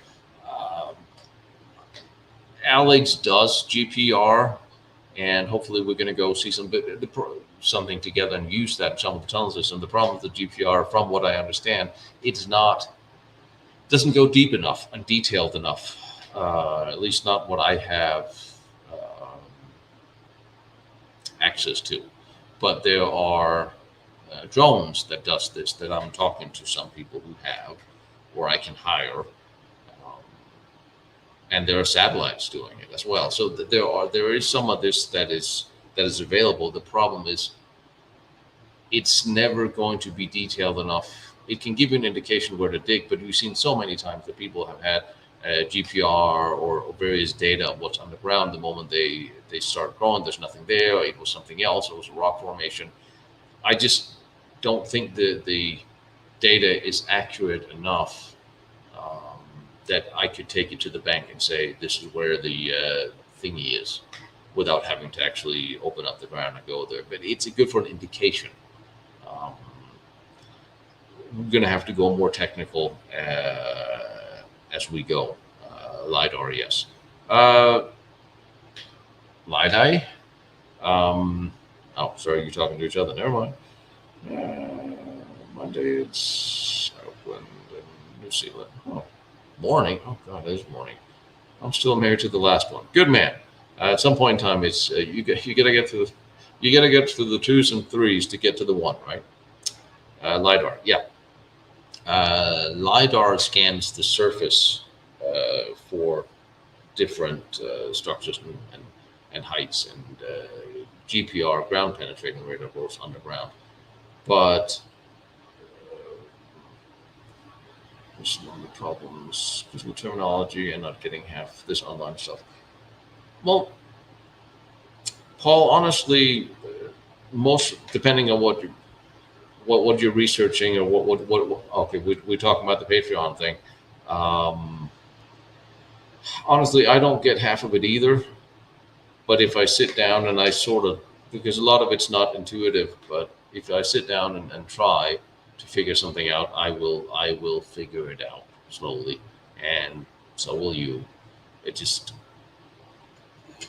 also, if we were still talking about the Patreon, then it's not helping that I'm not doing as much on there as I would like to, and also branching out to other platforms with possibility of commercial. I just cannot do everything, and I seem to be sort of like trailing behind.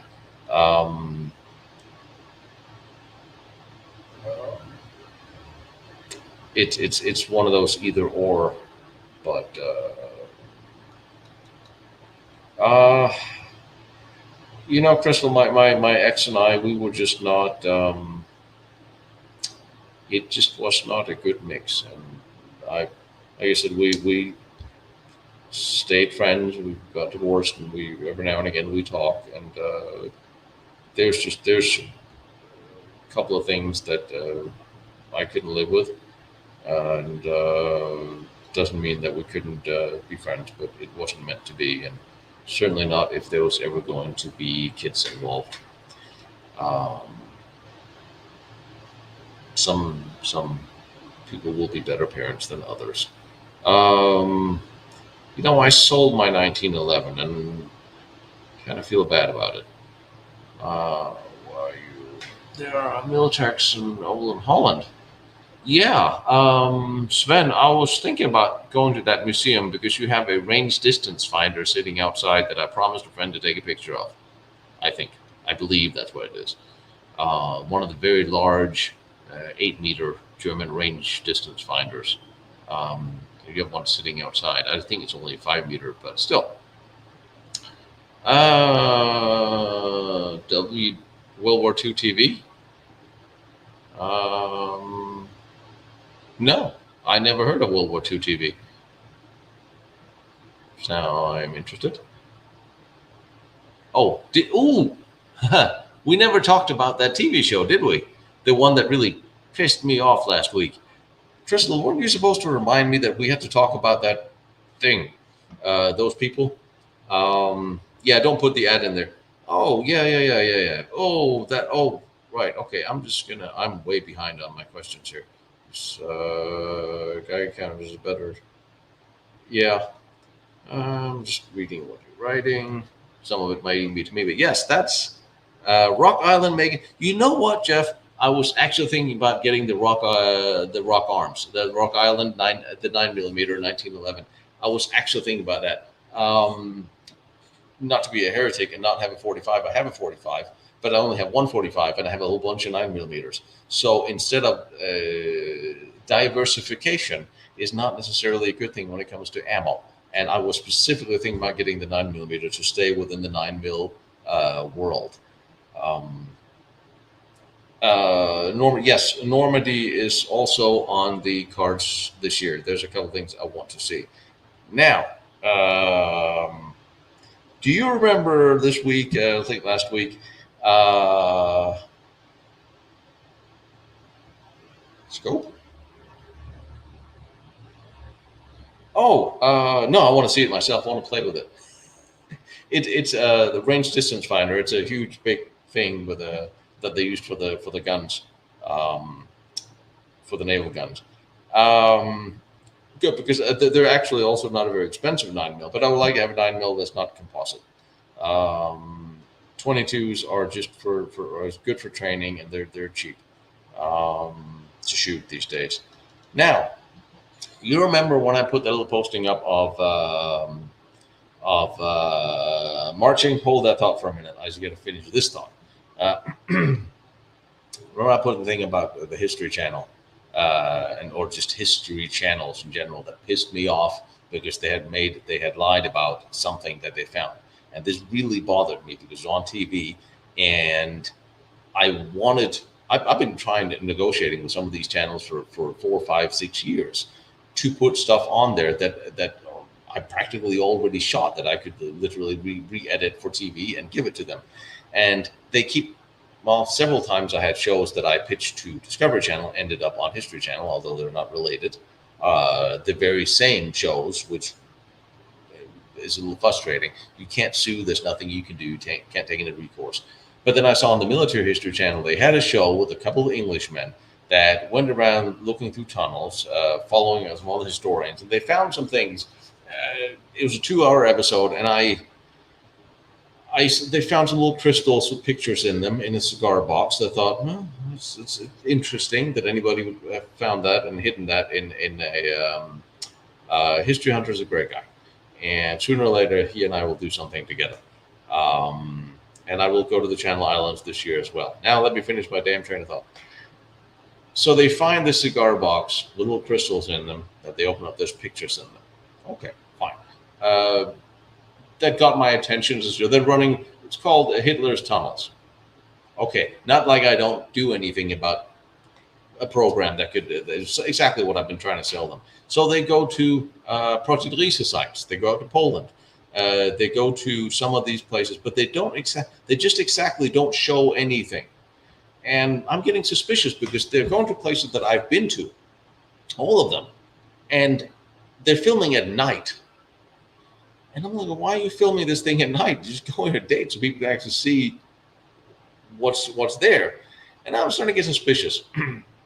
And they talk about the big one of the big Project Riese sites. Oh, you saw it, right? So, Jeff, yeah, you saw this. So I'm looking at this Project Riese episode, filming at night, going in. These tunnels have been closed for 75 years, and never know what we'll find. It's dangerous, and we can't go there. And I'm like, you knob. If you film this in the daytime, you'd see the tourist booth with the brochures. They've been running tours there for 30 years. So no, this is not. This is blocked off. It's safely to go in there. I've been there tons of times. They go on the top. They have the water pumped out of the little thing on top, but they don't film it. They don't go show it. They don't go through this place. And I'm getting more and more suspicious because everything is shot in the dusk, and I can't see what they're showing. Now they start drilling inside this tunnel, which we have been told specifically that by Christoph got a 10,000 euro fine for drilling a hole in one of his own tunnels that he leased. So now they're drilling in this tunnel. I'm like, okay, fine. But they don't shove the camera in. Well, they say they shove the camera in, but they don't show you what they're seeing. Oh, it's full of water. You can still show the picture, but they don't. So they keep going through this, and then they follow a line of what they think is a tunnel entrance. That is, they send up the drone. Well, further down here, there's this tunnel. Now, I've been there, and I've been to all of the Riese tunnels. And next I know, in the middle of the night, again, so you can't see where they are, they crawl in underground, and they're in the small ME262 tunnel that I was in, which is 15 kilometers away from the site they were. So now they're lying about where they are. That really pisses me off. They literally stand at the region. They send the tunnel, the drone up, and they fly a little bit this direction. They find this entrance, and they crawl in there. Now I'm pissed off because I know they're lying. Then they go in there, and they're looking at these tunnels. They're misrepresenting what the place. They're not showing you everything. And then they magically find this map tube. Just now, again, this is a wet tunnel. I've been there. From time to time, this gets pretty wet. They pull out this holster, a big drama. Might be a grenade, might be a shell, might be this, might be that. And it's not one of the ones. It's one with the buckle, not the one that's actually watertight. Okay, this has been here 77 years. Oh my God, it's from the war. It's a real Luftwaffe map. There's a map inside. This is in the tube. This is in the tube that's supposedly been here for 75 years.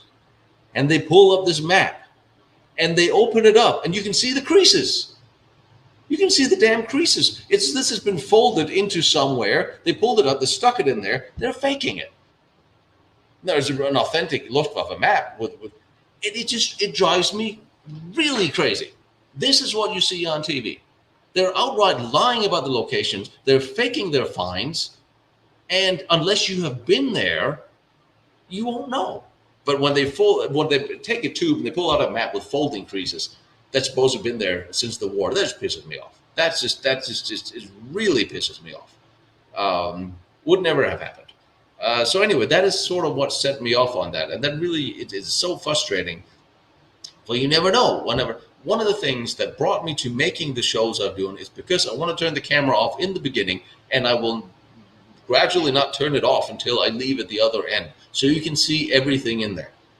And believe me, like Tancremont, I really like, but when there's a cut, when I film something, either I pick it off at the same spot. It's because there's usually a technical reason why I cut and start up again. Usually it's because I fell out of focus, and I just don't think it's professional to show you something that in and out of focus. Weather, temperature, moisture, camera temperamental will sometimes do that. Fair enough. But I could always pull up the footage and say, well, here is the link that's missing, that's out of focus, but it's still an unbroken shot. because I think you guys want to see what is in these places. You want to feel like what's in them. You want to be able to go back through my footage and say, well, we just pan past it. And a lot of you guys do go back and pan past a thing that I want. What is that?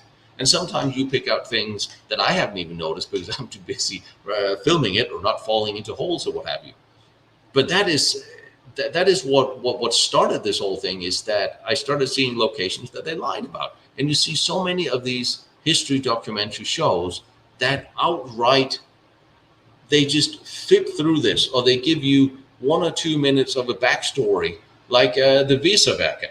I think History Channel was out there, one of those silly, I can't remember what they're called, clip shows, where they talk about extensively. They only talk about the mill, or this building where they had all the fabric, the garment factory.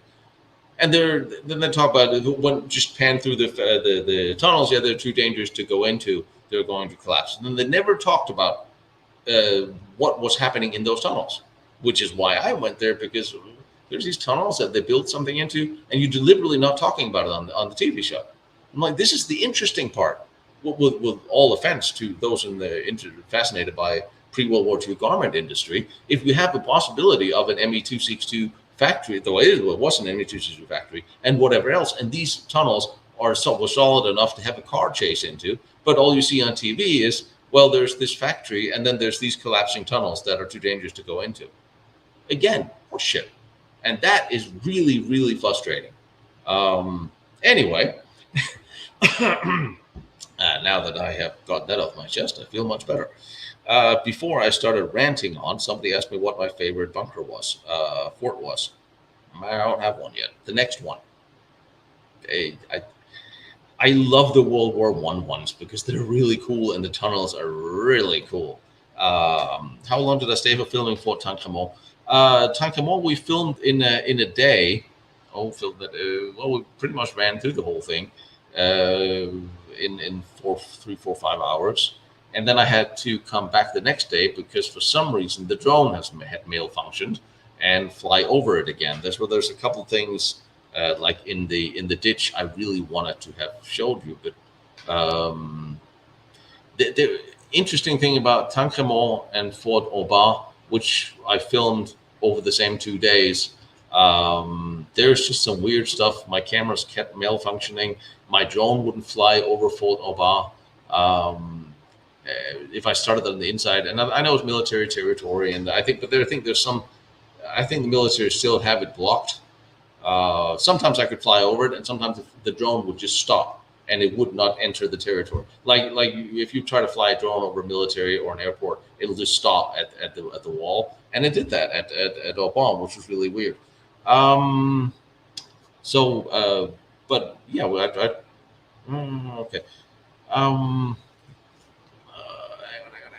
Totenborg Mausoleum. Totenborg Mausoleum was interesting. Oh, you did? Oh, cool. I mean, it's. Somebody asked me once what happened to the torch. I don't know. Shows I want to work. Yeah, there's just some people that just skip, or they have terrible music.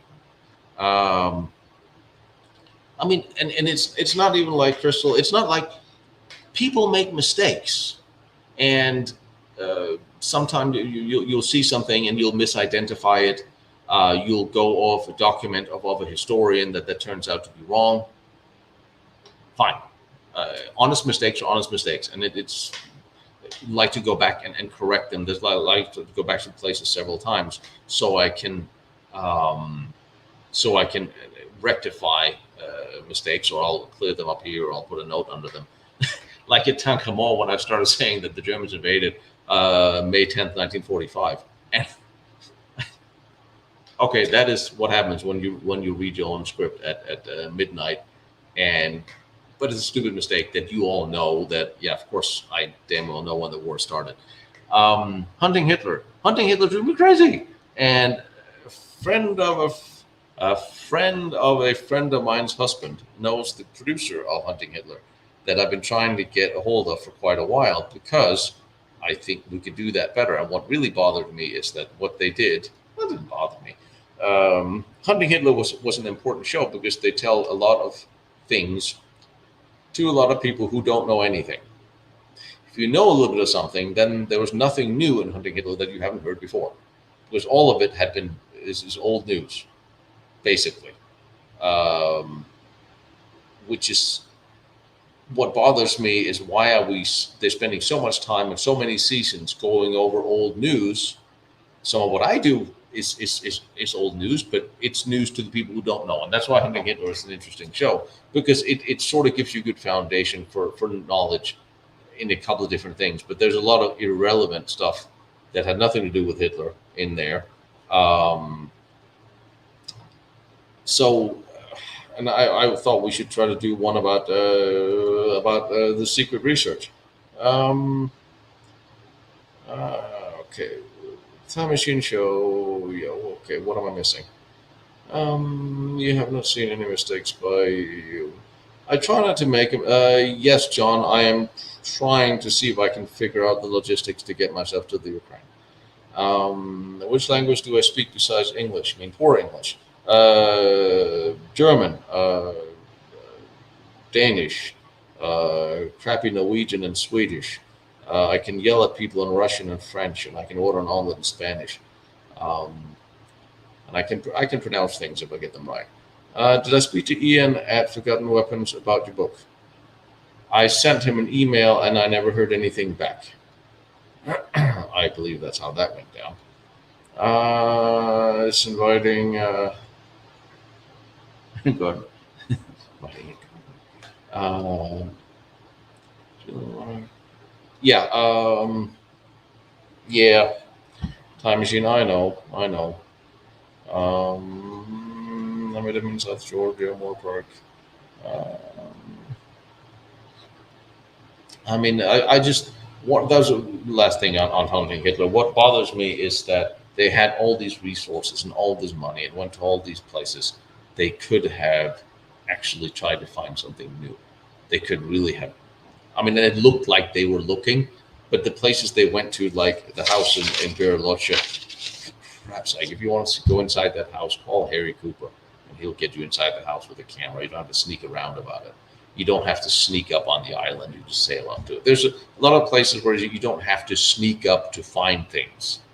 You but they made it looks good on TV to sneak in and say it's illegal, like the same thing like those British guys did on the Lisa. Oh, we're sneaking in. That's what we're filming in the middle of the night. Like bullshit. You're filming in the middle of the night so no one can see the tourist tours running past you.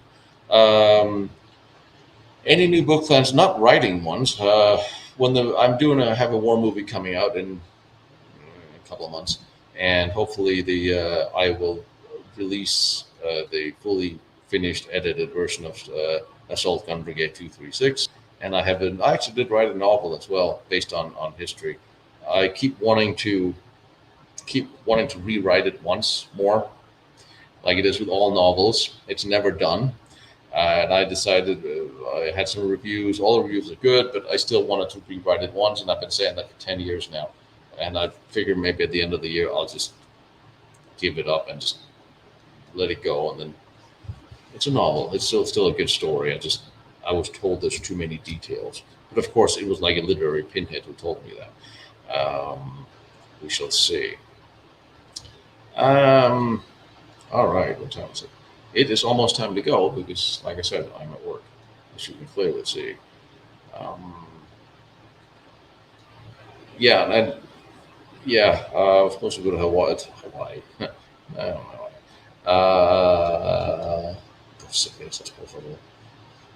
It's too early um, to drink. I mean, maybe. Um, I was still supposed to go to Argentina this winter. Let's see how everything goes. Um, Valentine bunker is still part of the military. If you need to plan, Valentine bunker. Sven, the submarine bunker. I've been there. I filmed it. I'm just at some point in time. I need to visit the non-military part. Are we talking about the Valentine, Sven? Are we talking about the Valentine submarine bunker? Because that one is there a non-military part. Because I am coming right by there in that little ferry. Let's see, Sven, if we're talking about the same thing.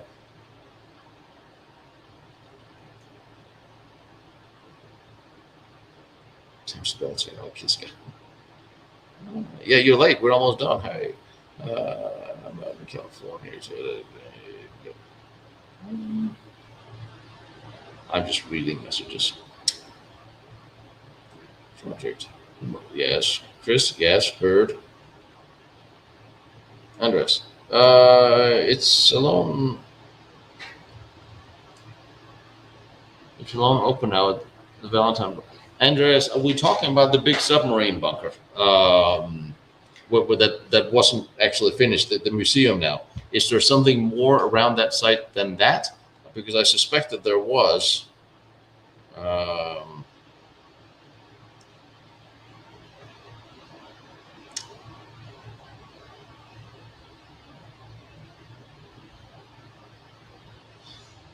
are you talking about the main building? That's a museum, or is there something off surrounding it? Is there any support bunkers or anything else?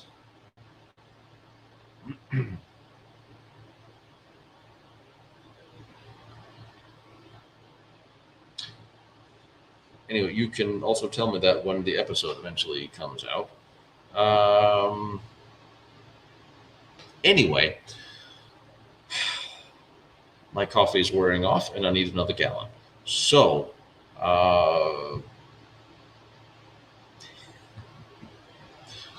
well, thank you, son. Sander, you must be in Holland. Goeiedag. No, wait a minute. It's night out there, isn't it?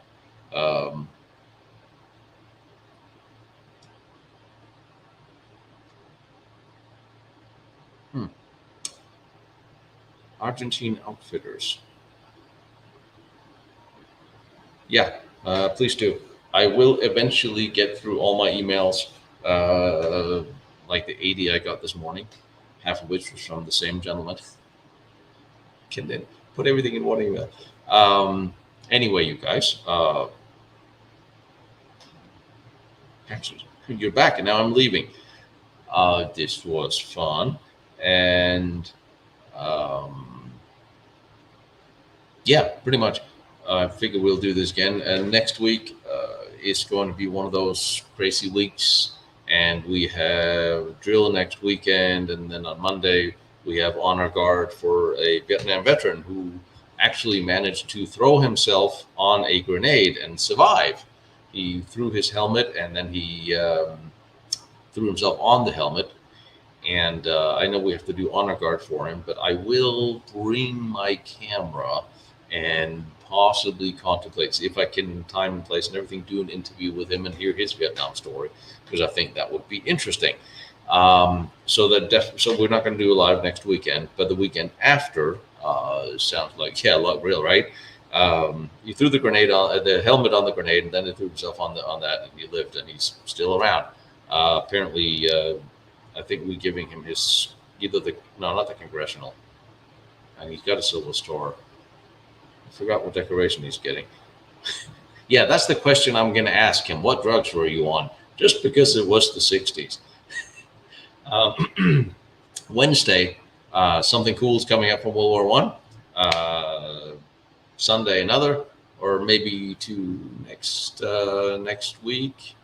A lot of World War One coming up for the rest of the month while I'm prepping the Last Nazi Secret details, because I know the episodes I'm going to do from Goose and from Bergkristall will be watched and scrutinized by the powers that be, and I do not want to get it wrong, because I'm still trying to get them to actually let me in through the front door. So I don't want to make get anything factually wrong.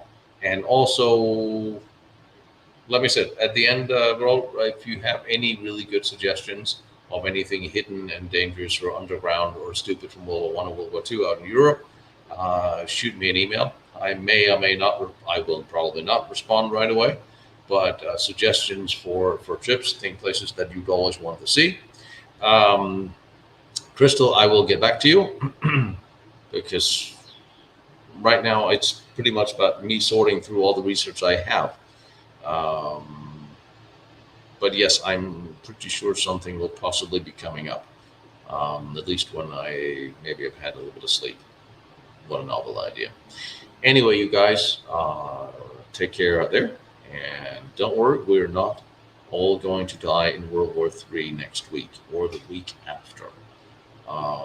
After that, I don't know. I'll let you know. But and you don't have to all write me if I'm in the Ukraine. If I manage to get out there, I will post something so you will all know. And what will then happen is going to be a something live every day from there.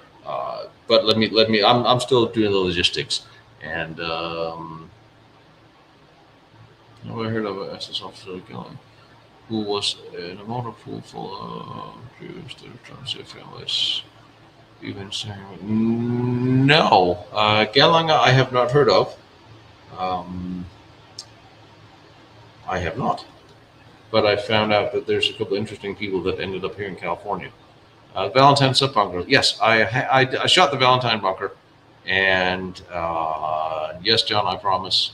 Hello, Netherlands. See you in a couple of months. Yeah, if care package.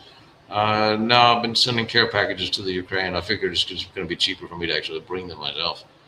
Um, anyway, you guys be safe out there. And Wednesday, we're going back to World War I. Something really cool and underground. Lots of underground stuff. And the same thing probably Friday, Saturday. We shall see. And week after. And I'll see if I can get the Valentine Bunker episode done so we at least started it. But I know there's more of that. And be safe, be smart. And remember, none of you are allowed to die until I damn well tell you.